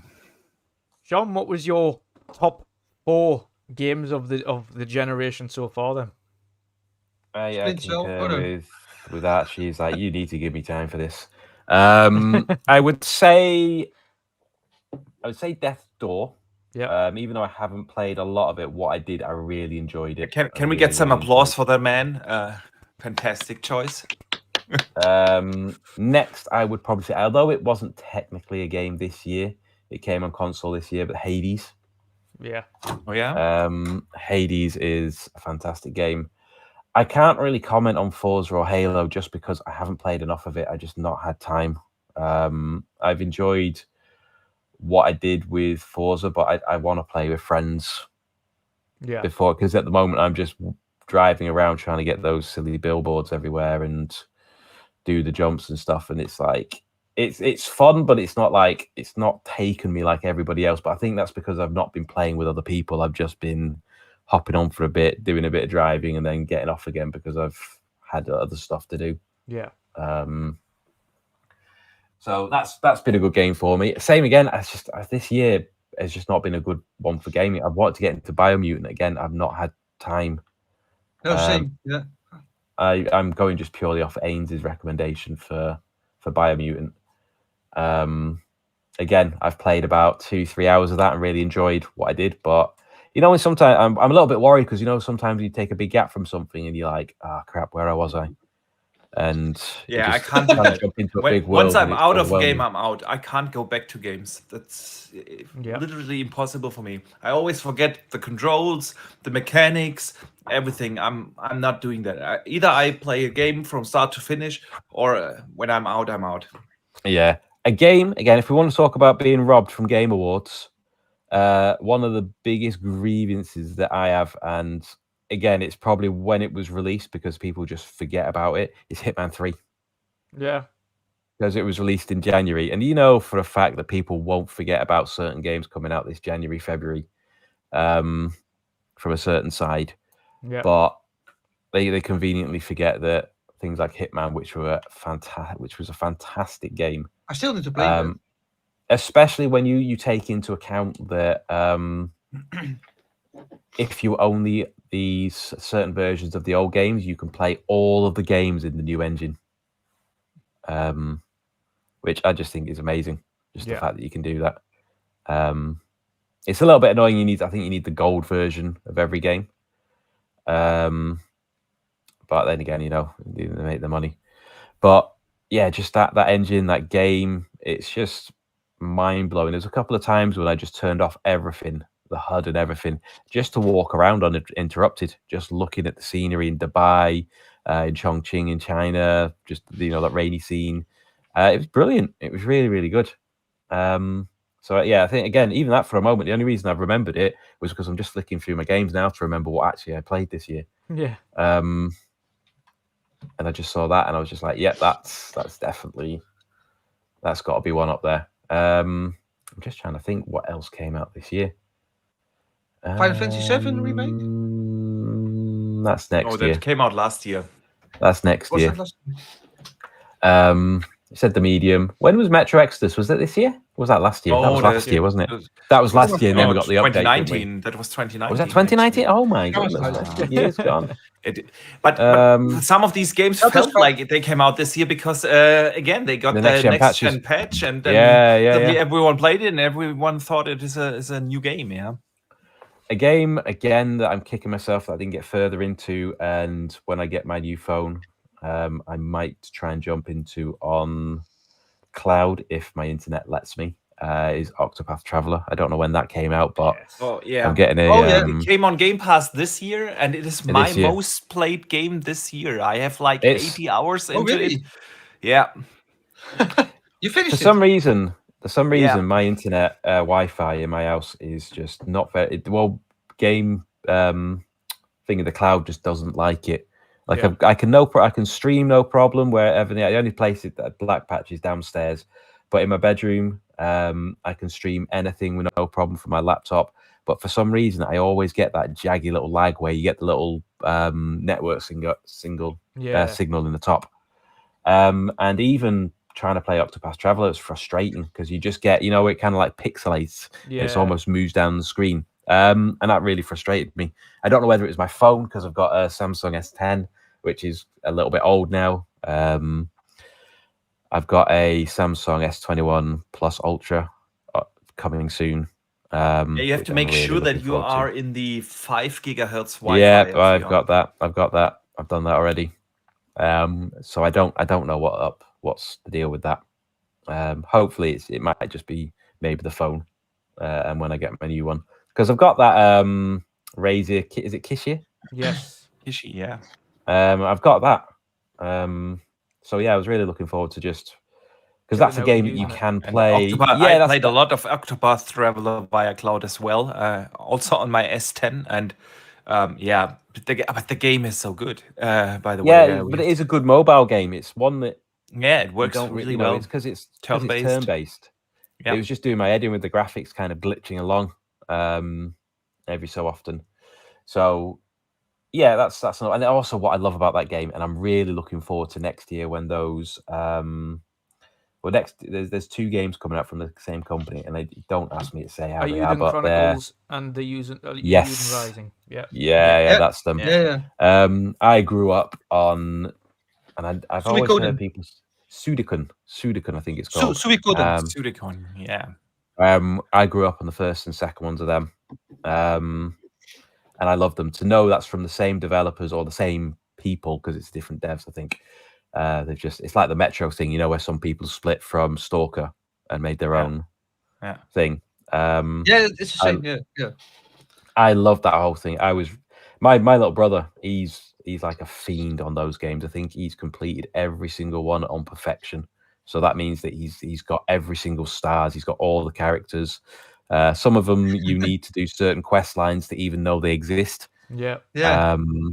He's just he's like, even his old gamer tag was Sudoku Clive. Clive was one. If you haven't played it, Clive is one of the main characters in the first one and a major supporting character in the second one. I really am looking forward to that. But again, with Octopath Traveler, just bringing me back into turn-based RPGs after probably about 20 years, away from them. I think probably Final Fantasy 9 or maybe 10 was the last. Yeah, 9 was my to... last full JRPG turn-based. Yeah, I think so. But I used to love loads of stuff on like the Mega Drive, like Shining Force. Yeah. And all those types of games. So I grew up on turn-based, and I think one of the problems is that there's too many games out nowadays. For something like Octopath or an RPG like that, you need to sit down and you need to be putting in major hours to really get a good thing out of them. But because you've got this, and then next week you've got that game coming out, and in 3 weeks' time you've got that. Oh, look, Game Pass has just released 5 games that you had no real interest in, but now you're really interested in because it's on Game Pass. Yeah. You know what I mean? It's like, and you just like first world problems. First world problems. Yeah, I'm looking at my backlog and I'm feeling a little bit overwhelmed because I'm just like, I don't know where to do with this, because I've got Halo coming out next week. I've got a shed ton of uni work to do, but I've got Halo coming out next week. And then I'm looking at my backlog and I'm going, I've got Halo coming out next week. It just seems a little bit unfair. And then the Gunk a couple of weeks after that. And then the Gunk coming out a couple of weeks after that. I'm just like, when you hear these delays, you're like, thank goodness. Yeah. Just, I've got a bit... I feel like, somebody's just gotten off my chest. I'm struggling to breathe, and it's like a delay, and you're like, I can breathe a little bit again. Okay, Halo's coming out next week. Brilliant. So I'm looking at my backlog, and I'm just like, it's I think we have a second sponsor for the show now. Is it and I haven't, and shamefully, I haven't even touched. I haven't even bought or touched. What's it called? Song of Iron. Yeah, because I just kind of go, I just can't. I don't have the time. I might just buy it because I want to support him. But then it's just like, it's in my backlog, and I'm like, oh crap. I mean, it's only 3 hour game. It's like 3 hours, 4 hour game. All right, okay. Oh, if it's that, I might just. And the end is brilliant, Sean. Yeah. The end is brilliant. Well, when's his update coming out?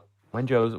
He's doing already, a lighting update. Yeah, he's already pushed the update. It's. Okay, right. Well, I get paid next week, so I'll buy that. I think he's consistently doing it as well, because what he's trying to do at the minute as well with that is refine his skills for the second one, because he's definitely making a second one. He's just refining everything, so he's trying to improve the quality of this one and learning along the way. So he's like, right, I'm happy the game's out. It works flawlessly, so now I'm just going to improve everything in it. And get his skill up. All these techniques. Yeah. So he'll enjoy it. It's like 3 to 4 hours, and it's really good all the way through. And the story takes a wild turn at the end, and you'll love it. Yeah. I mean, there's just so many genres of games coming out next year and stuff. But as Lost Forever Play says, I'm getting tired of big open world games. Yeah. Like, I don't think Halo again. I don't think, from judging what other people have said, it's not as kind of open world as people think it is. Yeah. So that's a good thing. But yeah, I'm just so burnt out on the Ubisoft open world formula. I enjoy their games, but I've not even come close to finishing Valhalla, because it's just so much to it. And sometimes I've loaded it up so many times, walked around going, you know what, I can't cope with this. I don't know what I'm doing. I don't know where I'm going. I've got like a billion icons on the screen. I don't know where to go to first. I'm just going to go play Halo. See, with both Cyberpunk and Valhalla, much like you're saying, I've got to the point in both of them, and I've got maybe 60 hours in Cyberpunk and 70 hours in Valhalla. And with Valhalla, I got to the point where there was a lot left to do, but I wanted to get the story done, so I just focused on the story. I've still got lots to do. I haven't even touched the DLC for Valhalla yet. Cyberpunk, I said once I'd finished it, once I'd done the main story and a couple of the different side quest stories, I said, right, that's me done until the patch like the next gen patch comes out. Then I'll go jump back into it and do some of the side stories and choose maybe a different area to go down. But yeah, I also agree. There's chill out on the big open world stuff, please, for a second. Yeah, and just chill out. And I know it seems a little bit contradictory, but people need to chill out on games as a service. People only have a certain amount of time, and there's just too much stuff coming out. You know, you've got to have some amazing game to really hold my attention to actually devote week in, week out for that. I can't even remember the last game that I put that much into. Like you've got the Divisions, which are good games, but once you've completed the main story, I can't be bothered going back and doing my daily and weeklies. Your game's not that good. It's a fun game, don't get me wrong, it is a good game, but it's not enough to there's nothing there that's original enough that I'm wanting to come back. There's so many times you can do the same level over and over again to get what's coming. And I'm tired of it. Come up with something new, come up with a different formula if you want to do that. I don't mind if it's kind of an evolving world where you bring out DLC and it directly impacts it, which I kind of think Halo might do. Yeah. We'll see what they do with that. I'm still a little bit tentative about that with Halo when they're saying it's a games as a service, because unless I'm just having a bit of a moment and I can't think, but I don't really think there's a games as a service game that has really been that successful in terms of gameplay. You can look at the numbers and you can look at money generated and things like that. That's not what I'm talking about. I'm talking about it as being a quality game that keeps you coming back again and again. Maybe you'll have like the Iron Lords disagree with me with that with Destiny. But again, you're still doing the same thing. Yes, maybe Sea of Thieves. Yeah, I mean, I enjoy it, but in its stints.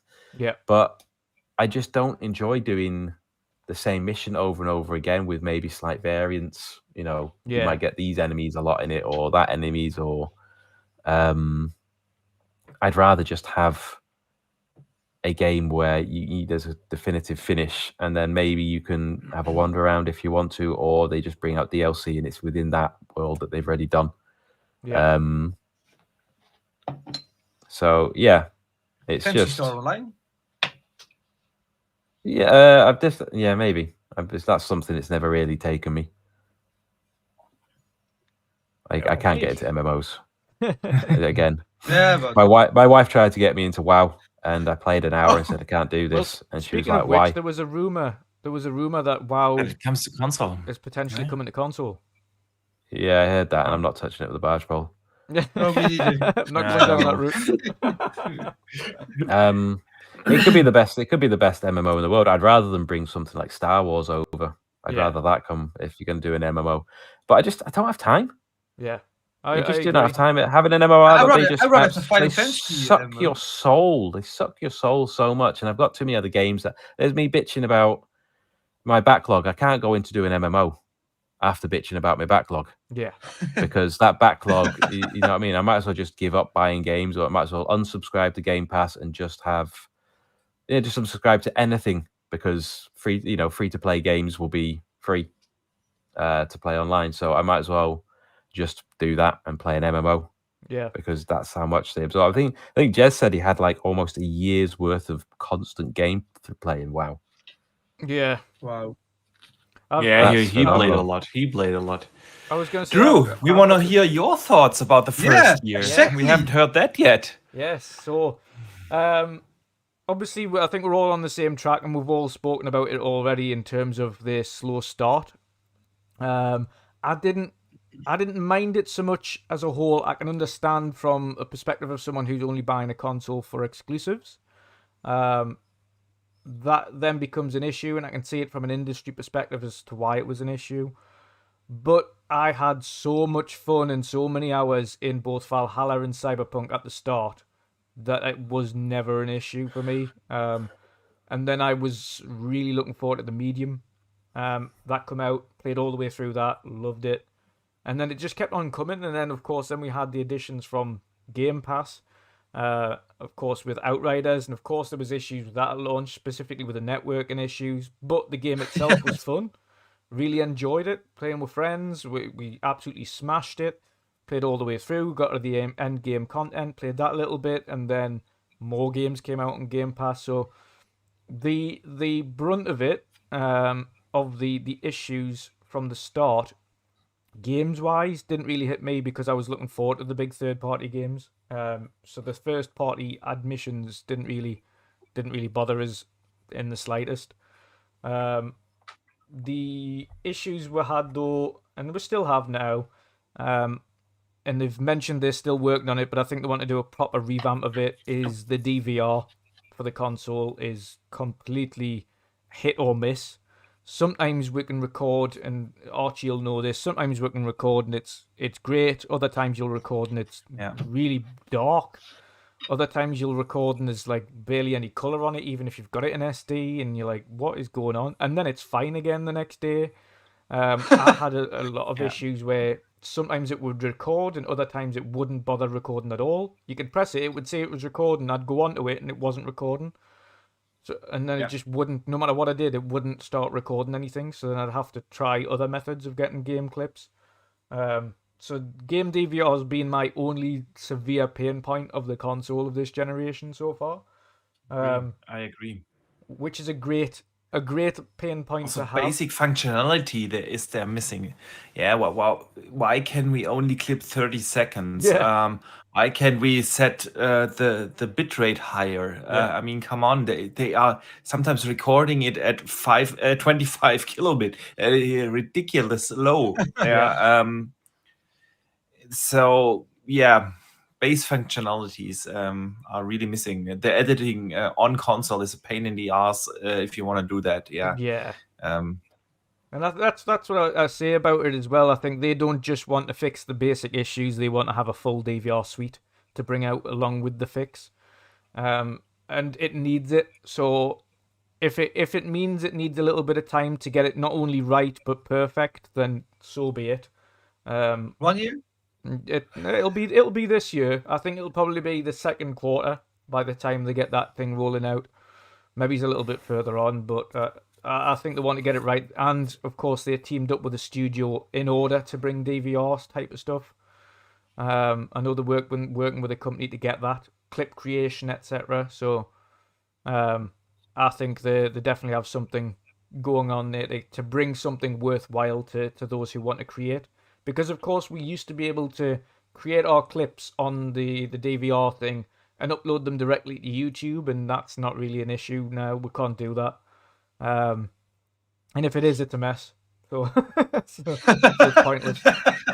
But my standout points of this year really have been this, as mentioned before, the second half, really. But I do want to give a massive shout out to the medium, because I really enjoyed that story, really enjoyed the game.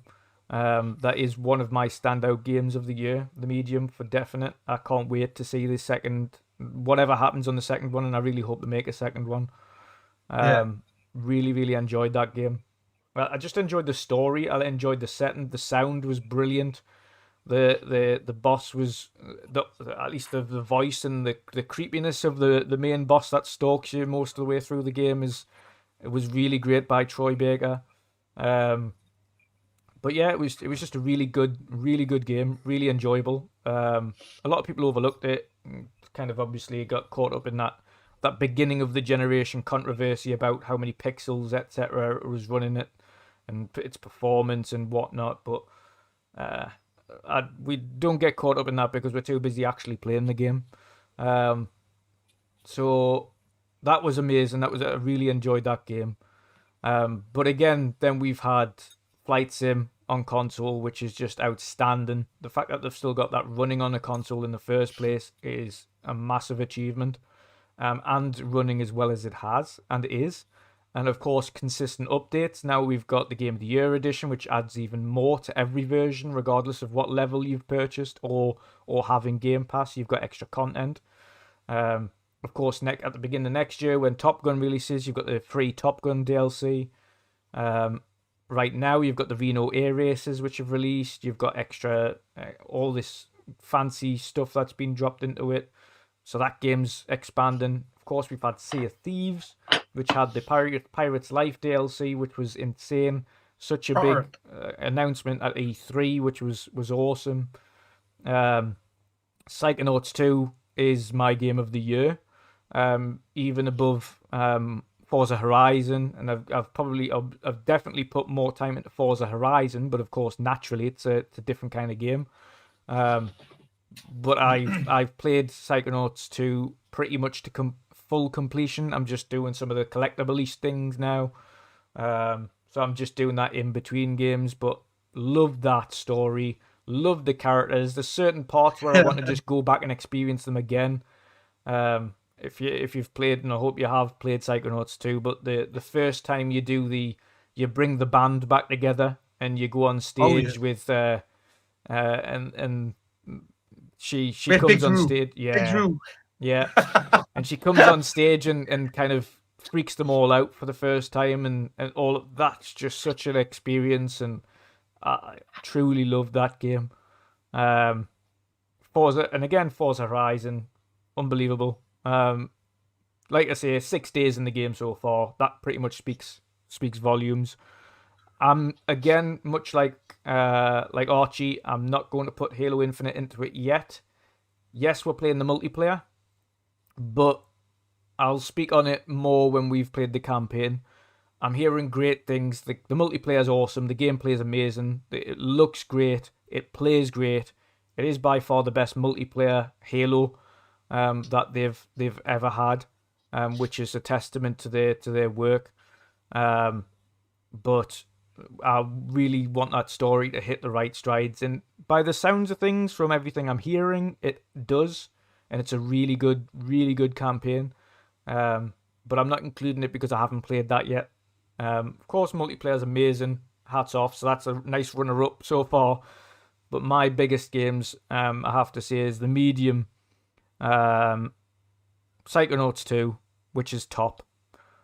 Forza Horizon 5, and I would say Flight Sim, but I want to give a good shout out to Death's Door, to Song of Iron, to The Ascent as well.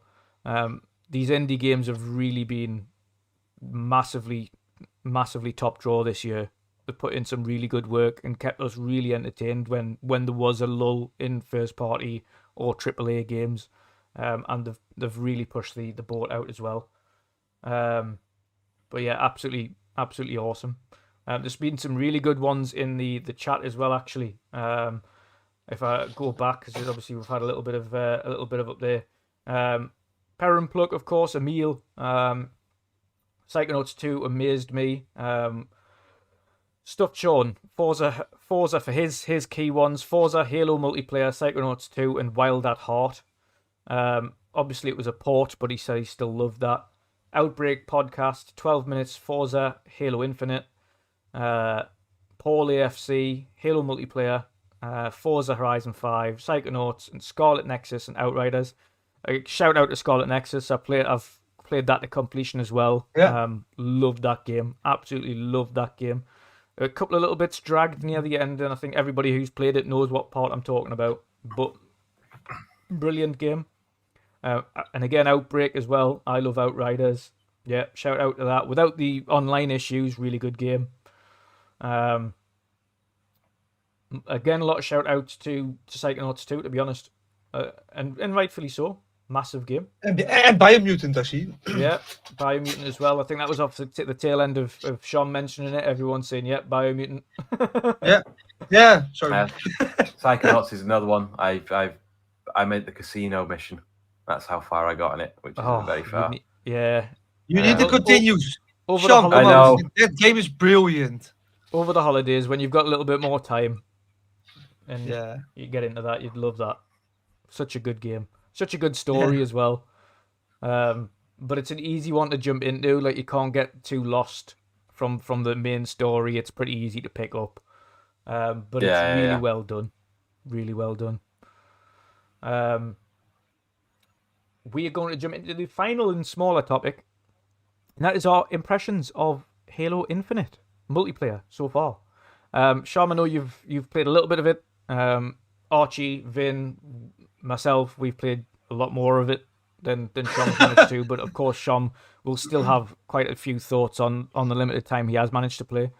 So we will get into talking about Halo Infinite's impressions before we wrap up the show.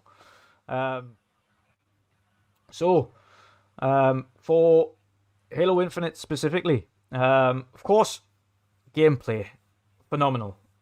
Maps, great. Game modes need work. We need a selection process for the game modes.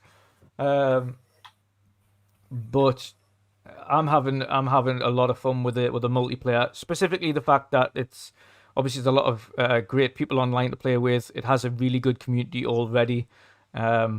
It's just been absolutely awesome. Sham, obviously with your limited time so far that you've managed to play, what's your thoughts on Halo Infinite multiplayer since it was officially put into beta / pre-release? My wife came in and told me off for swearing too much. Is that the review? That's pretty much the review, yeah. That's the review. I got told off for swearing too much. You're not the only one, Broody. You hear that? So I hear that. I'm enjoying it. There's certain aspects of the game that maybe I'm just not understanding, like how I can be running at somebody and they can be running at me and we shoot each other and then we both press melee and I just stand on the spot like a complete dildo waving my gun about while he does a dash at me and kills me. Yeah. That's probably one of the biggest ones. It's just like I could understand if we both charged and we both killed each other. There's just me stood there going while he's charged, while he's flying across the map to melee me. That's really frustrating. And that there will be a mechanic. It's just something I don't understand. But I was kind of thinking it should be like Halo 5, where if you're running, then you should be able to do your dashing melee. Yeah. But that doesn't always seem to work, which is the frustrating thing. It's a pickup now. It's what? No, not the dash side to side. I mean, when you're sprinting and you do, when you just kind of close the gap and melee. Sometimes I feel that it's just like I end up just not doing that. I'm just either continue running while waving my gun, or nothing else happens, and I'm expecting to close that like 5 or 6 meter gap, and I end up normally dying because they've closed that gap and they've done a better time on me. So that's a little bit annoying. Then you get your teammates that don't play the objective, especially in big team battle. That's one of the most infuriating things, where that mode where you have to capture 3 points to then get 1 point. Yes, yeah. I don't think I've ever won one of those because I just end up playing with complete idiots who don't even try and they basically all you do on that is once you've captured 2, your whole team just presses to the 3rd one because the other team is so inept that they don't think to flank and try and capture A or B. They all just try and hold on to C. Yeah. Or they just want to snipe from the other side of the map, or they want to try and get kills by letting them get into the zone to capture and shooting them from outside, which never works because you can only kill 1 or 2 before the zone gets capped and all their team is in there. But what do I know about playing games properly? No, but seriously, the gameplay wise, it's solid. I in between bouts of what's the word? I can't even think of the word now. Where you swear all the time and you can't help it. Oh yeah, there's a good tip for you, Shomberlon, in the chat. Look, hang on. Quick, Chris has a great one for you.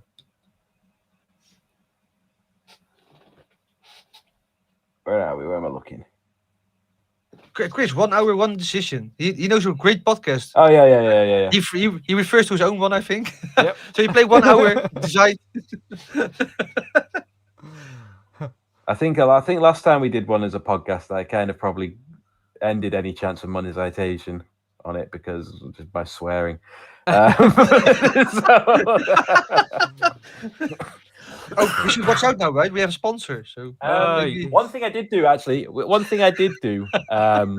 the game, which really helps, was I changed my character outline and my teammates' outline to kind of like the gold and yellow. Yes. And then I changed the enemies to like a pink or a light pink. And it just means that when you're in close battle and there's a couple of people, it's just really easy to identify who the enemy is rather than blue and red. When you just got everything kicking off, I found that a little bit easier.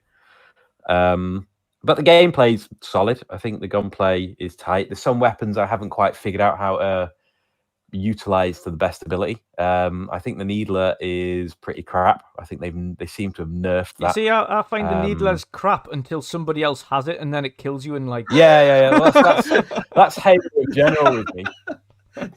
Like, melee's crap unless somebody does it to me. Yeah. Pistols are crap unless somebody does it to me. And it's just sometimes you're like, I hit all my shots. How have I lost that? And the Needler, it's almost like you need to put the whole thing in them for it to actually work. There doesn't seem to... I've never had this time round. In the previous ones with the Needler, where it gets stuck in them and then you get that small explosion, and that can be enough to kill them like 5 seconds later.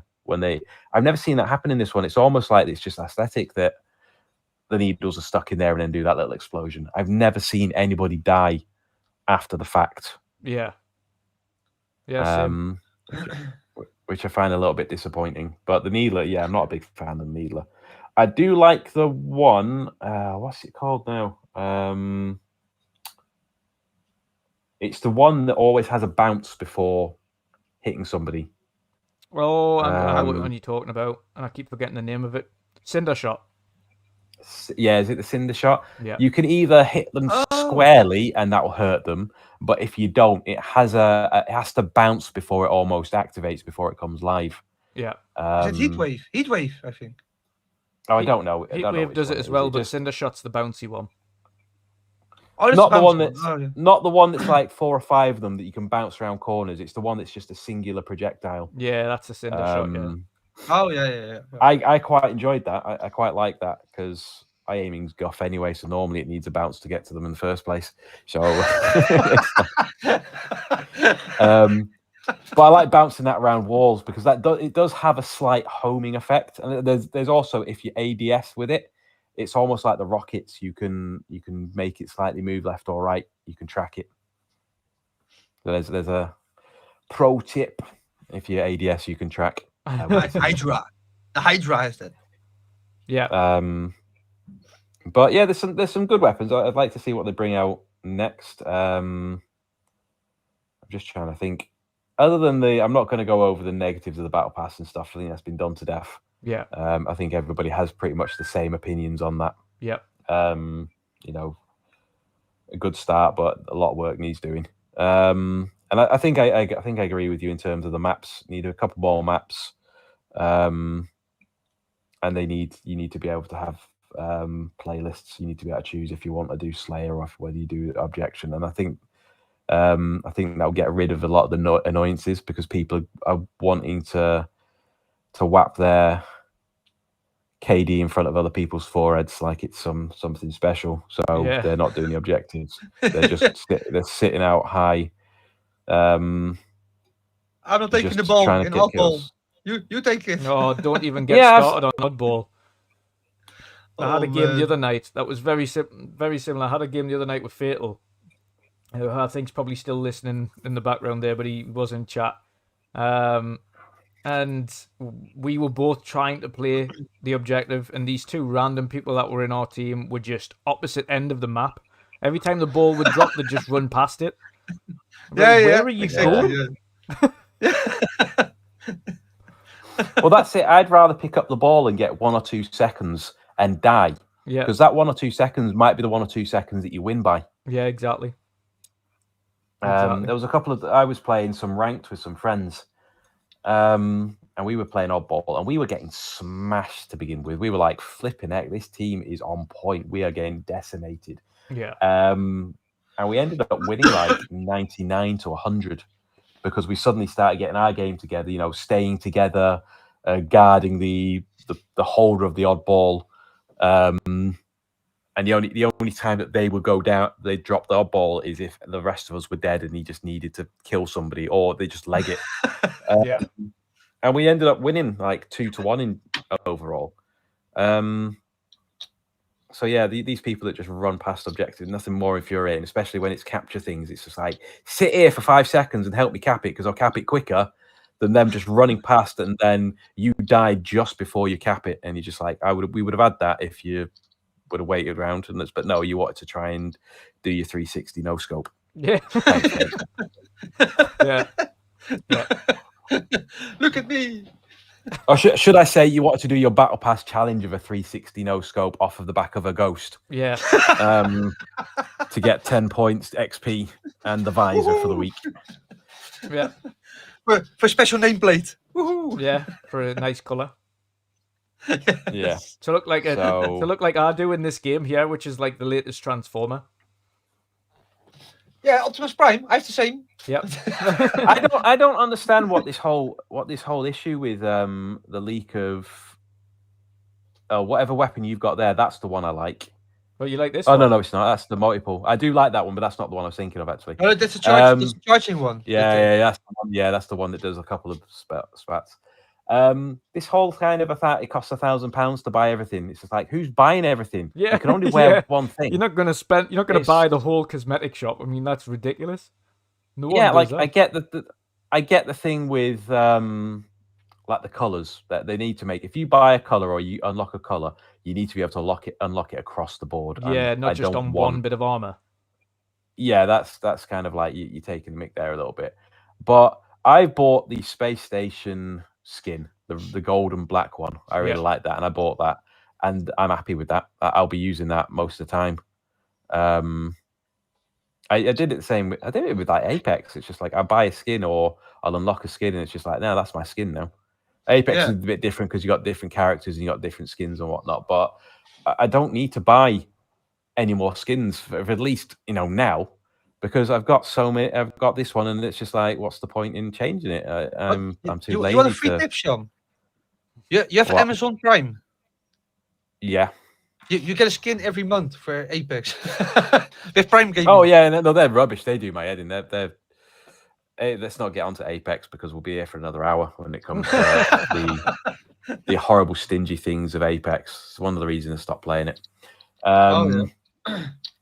It's free. I don't care. It's crap. It's just a recolor. It's like, here's the same pattern in blue. Hey, valued member. Here's the pattern again in purple. Hey, valued member. Here it is in yellow. So I don't understand. It's just, oh, it's going to cost £1,000. This is what happens when you go free to play. Oh, this is just egregious. It's just like, how many flipping skins have you got? I mean, I barely remember what I had for breakfast, let alone enough to flipping change my skin every game. So yeah, it just seems a little bit. Well, it's not a little bit. It's the same old, making an issue out of nothing. Yeah. And it's like, it is free to play, and everyone's saying, oh, we didn't ask for it to be free to play, but at the end of the day, it's also going to get a lot more people into the game, and that's the one thing that you have to think about on that thing. And I understand people are saying we don't want it free to play, we just want to be able to do X, Y, and Z, but you bring more people into the game, it is, or in the long term, in my opinion, it'll end up improving the game as a whole anyway, because it's going to help the developers know how to handle mass or huge scale player numbers, etc., which is probably not the same scale that they would have had if it was bundled within the campaign. My only negative with it though is that when you do get the cheaters, that they just create a new account and carry on. Yeah. When you've got a free to play, I think on console it's much easier because they can just ban the console. PC but it's all crossplay at the moment. Yeah. Crossplay is the issue. Hopefully, crossplay is the massive issue. I'm a huge fan of crossplay, but a huge fan of crossplay between consoles for multi-plat games. Like Yeah. I have absolutely no issue playing with PlayStation people. I think that's really good for the community. Mouse and keyboard and all the crap that you get with that. And I'm not talking about they get to play it at 1,000,000 frames per second and blah blah. I'm talking about your aim bots, your wall hacks, Cheating and in stuff general. like that. Yeah, invisible. And I think you're being a little bit disingenuous if you say, "Oh, it hardly ever happens." It's like it happens enough that you see communities Yeah, and you games notice die. it. Yeah, you notice it. 100%. The gameplay and things like that, though, Shom, how are you finding that? How do you feel the way it plays, the way it looks? Really good. I mean, the one thing that I was kind of like a little bit disappointed with, but they have kind of put it into a pickup now, so it's not as bad. Is I liked the thrusters in Halo 5. Yeah.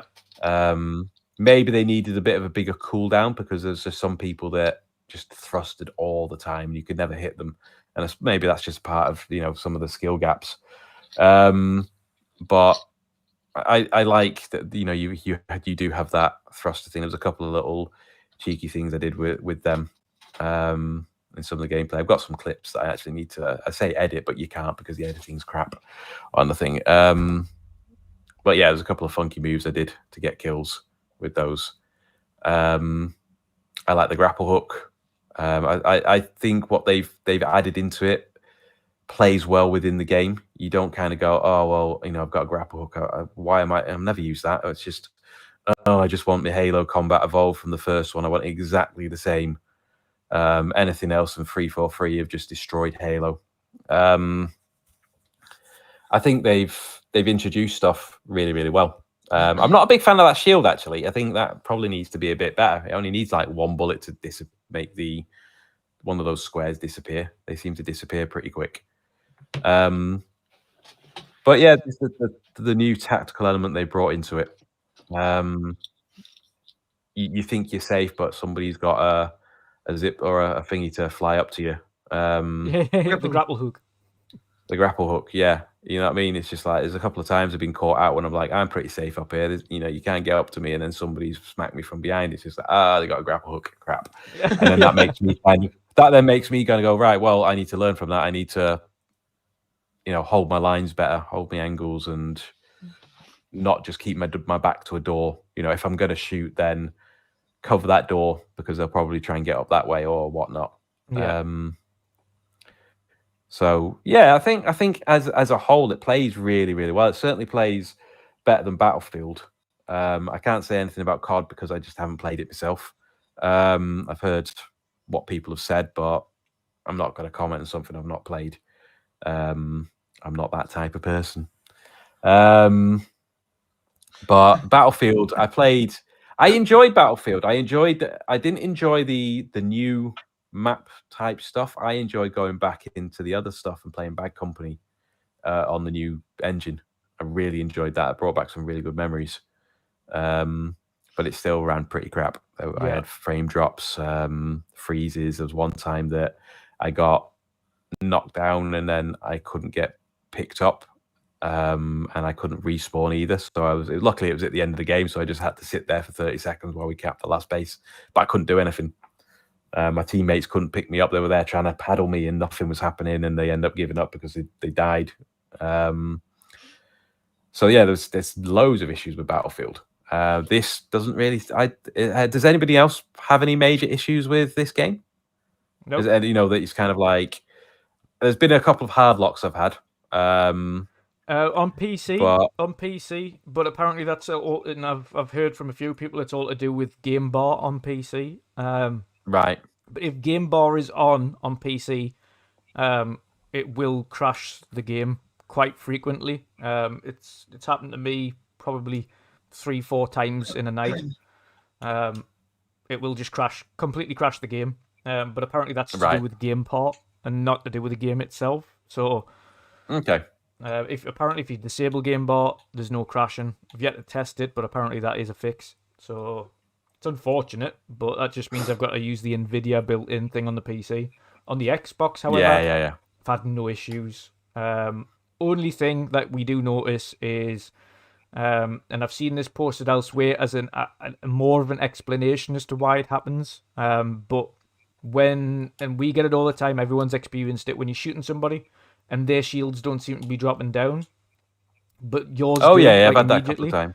of times. Apparently that's a desync, like a desynchronization on server end. So essentially you're not in sync with the game. So it's a bit like a lag, but not quite. So you're still there, they can see you, you can see them, but what's happening isn't the same. So on the other screen, something else is happening entirely. So you're not even shooting them, you're not even hitting them on their screen. Right. So it's a Okay. bit like But firing a you're blank just bullet. unloading everything. Yeah. So it's not like someone's cheating or doing something wrong. It's actually more of a desync on the server end. But I think that'll get patched out. I think specifically day one, December 8th, the actual day one launch, is going to be some updates and things that will drop. That is going to fix quite a lot of the server side issue. Yeah. One thing I've noticed, and it's annoyed me a little bit, is the attitude of some people that they're quite upset that 343 devs have gone on and had a holiday. Thankfully, I haven't seen that. Otherwise, I would have been arguing. Yeah, I've seen people going on about, one person said they should cancel their holiday and get back and fix their game. Wow. And it's like, no, dude, they're humans. You know what I mean? Yeah. And the game isn't how would you broken. like The game is it is in a perfectly working state. It's great. Yeah. Can you imagine somebody walking into their place of work and go, "Sorry, mate, your holiday's cancelled because you need to go mop the floor at McDonald's." Yeah. You know what I mean? It's like just have a bit of decency. It's like these devs are human. The only people that I really, really don't like, the only devs are the ones that are Activision devs, as in those people, not the actual Activision devs, but the ones that are in a lot of trouble. Yeah. Oh, yeah. The boss. Yeah, Kotick, those Kotick people. or something. Not so much Kotick. I mean, he's a scumbag in himself, but the people he's protecting, we should Oh, say. yeah. So that we don't get too demonetized. Sorry. But even like the Call of Duty devs, it's like I wouldn't go too hard in on them because they're doing the best they can. It's Activision that's saying, right, that game needs to go out whether it's ready or not, because that's what we do. We do a yearly thing, and they're working under those conditions. So any dev, I'm not gonna go too hard on, because at the end of the day, they're humans. And we've got and overall, I think we can all agree on this. They've had a really tough year. They listened. They put in a lot of work, and the game as it stands, was worth that delay and worth the extra effort, and they deserve it. We have to give them their dues when they've produced something like this. It's been out a week and a half now. Yeah. And they've done 2 updates to the ranking system as it is. Yeah. And that's like, while people are going on holiday, they're all right, let's just quickly do this. All right, see you later, Bob. I'm off for the week. Yeah. So like I'm expecting things to pick up again. Maybe not until after Christmas. So maybe they're having their Thanksgiving and then they've got their launch week where they're going to be really busy. And then they'll have the Christmas holidays. So maybe you're talking about just before or just after January. That's when you'll start seeing updates pick up and the big ones things really start getting done. Yeah. Which I'm completely fine with. I'm absolutely fine with. Flipping, enjoy your holidays, go see your family, eat a comatose amount of meat, turkey, and pass out on the couch watching National Lampoon's Christmas. Yeah. Do that. Have your time up. You know what I mean?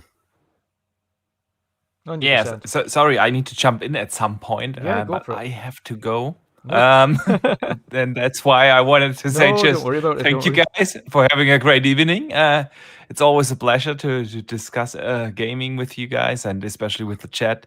Chat's been awesome today. Shout out to you guys. Yeah, and I see you guys next week. Sorry, I have to leave. Yeah, see you later. Yeah, no worries, man. Let people know at least where they can find you, Archie, brother. Everywhere at the Boxenberger, of course. On Xbox, PlayStation, Twitter, and of course here on YouTube. Nice. Awesome stuff. Well, you have an awesome evening, brother. And we will see you again next week. Yeah, see you guys. Thank you. Catch you in a bit. I will have to say I need to get going soon as well because I've still got. Yeah, don't worry. We're going to be wrapping this up. We're going to get. I don't know whether or not Vin's still there.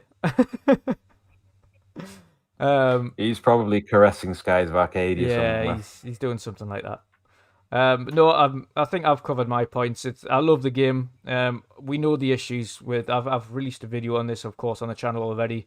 We know the issues with the battle pass, the progression system, etc., that need ironed out.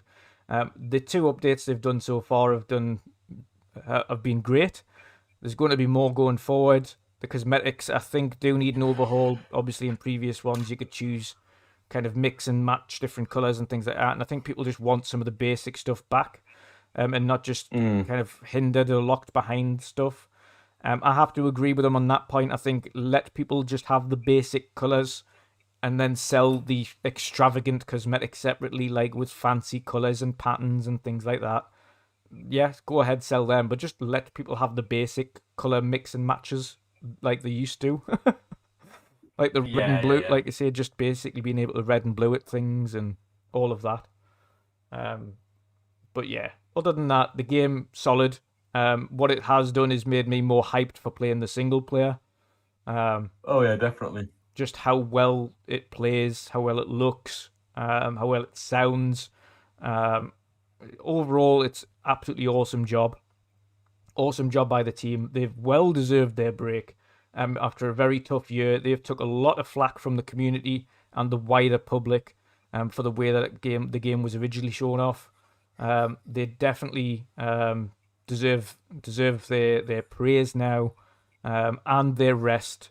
And obviously, hopefully, after the game's launch, they get a little bit of a break again over Christmas. And again, before, I think just the online component of the team, the one that are actually going to be focusing on the games as a service section of it, and providing new content, then come back and continue on providing that.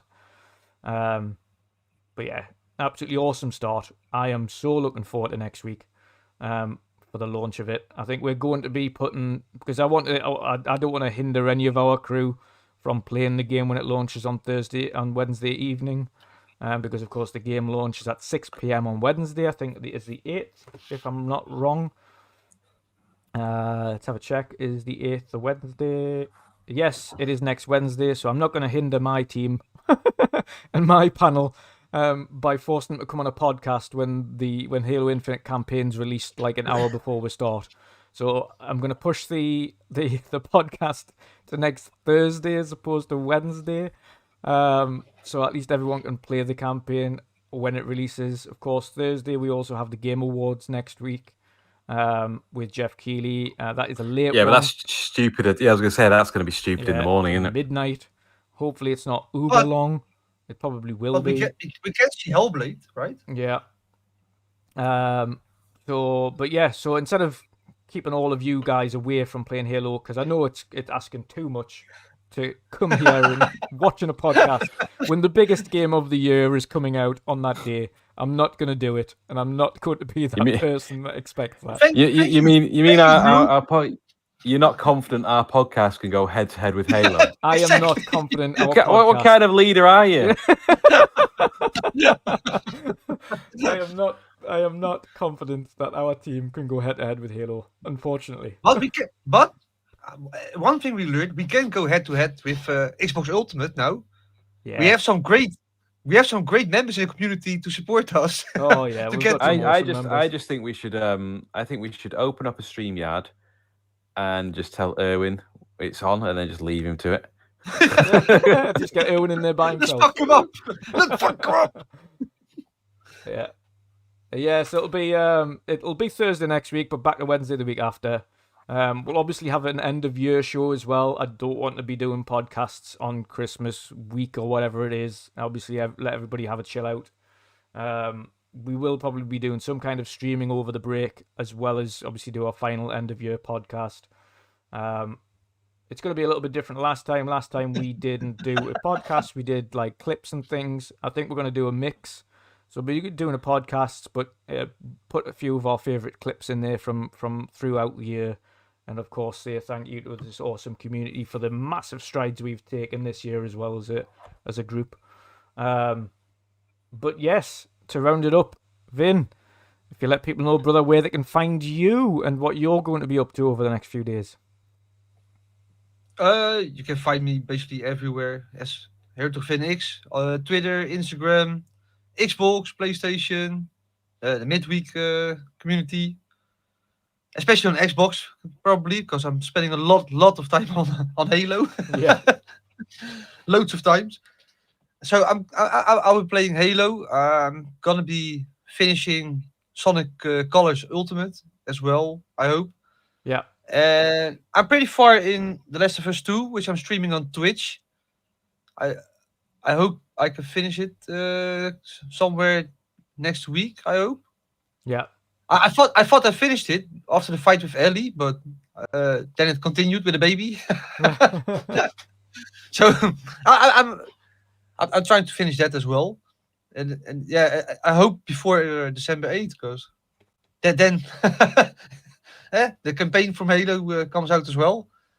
So yeah, you can find me basically everywhere as Hertog Vin X. Awesome. Awesome stuff. And Shomberlon, if you let people know where they can find you, brother. No porn this week. See, I can do it. Hey. Yeah, Sean, where can people find you, brother? And hopefully, of course, next week you're going to be able to at least put a couple of hours into the campaign when it releases on Wednesday. Yeah, I'm sure. And your throat is back. Yeah, I'm sure I'll get a little bit in. Maybe, depends. I've got 2 full days teaching next week. I did my full day today. Yeah. And then I've got 2 next week. So depending on when that is, it's not so much the tiredness of teaching. You kind of get used to it. It's the lesson planning and everything afterwards. So that's like a day's teaching is 5 lessons. So doing 5 lesson plans per day it's quite a lot. But yeah, I'm hoping I'll get a bit of time. If not, it'll be definitely at the weekend or Friday. I'll be able to jump on. But in the meantime, you can find me lurking, if you can actually ever find somebody lurking. But I'll normally be lurking on Twitter under Shomberlon. And you can find me on Xbox under the same name. Awesome stuff. And again, just where can we find you, Drew? You can, yeah. I'm going to go through everything. So of course, at the minute, for those who are channel members, or even though for those who aren't, there is a new video that I put up and available for channel members now. It is a new Halo launch trailer that I have created. So if you haven't already seen it and you are a channel member, go and watch it now. It is available to you until Friday, and then it gets locked down, ready for public release on the 7th, which is obviously the launch evening prior to the campaign going live. New Zealand, here we come. Woo! Everyone's the same time across the world. I was going to say, they're not going to fall for that one with Halo. It's a simultaneous release, so it's 6 p.m. in our time, but New Zealand time, it is their correct time as well. So there's no jumping back and forwards, unfortunately. So yes, that is available now. I will have another video coming up shortly as well, which will introduce all of our collective podcasts and their channels to kind of let the community know where they can find them and what they're about. But of course, as I mentioned at the beginning of the show, we have our awesome new sponsor, which is Valari Cushions. Gaming pillow, which is absolutely awesome. Of course, like I say, you can get the standard one for £30, and then the big one, which is, as you can see there, which has the emblem on, and you can customize it how you want with your name and or a logo or both, for the £50 option, which is absolutely awesome. And of course, that link is in the description below.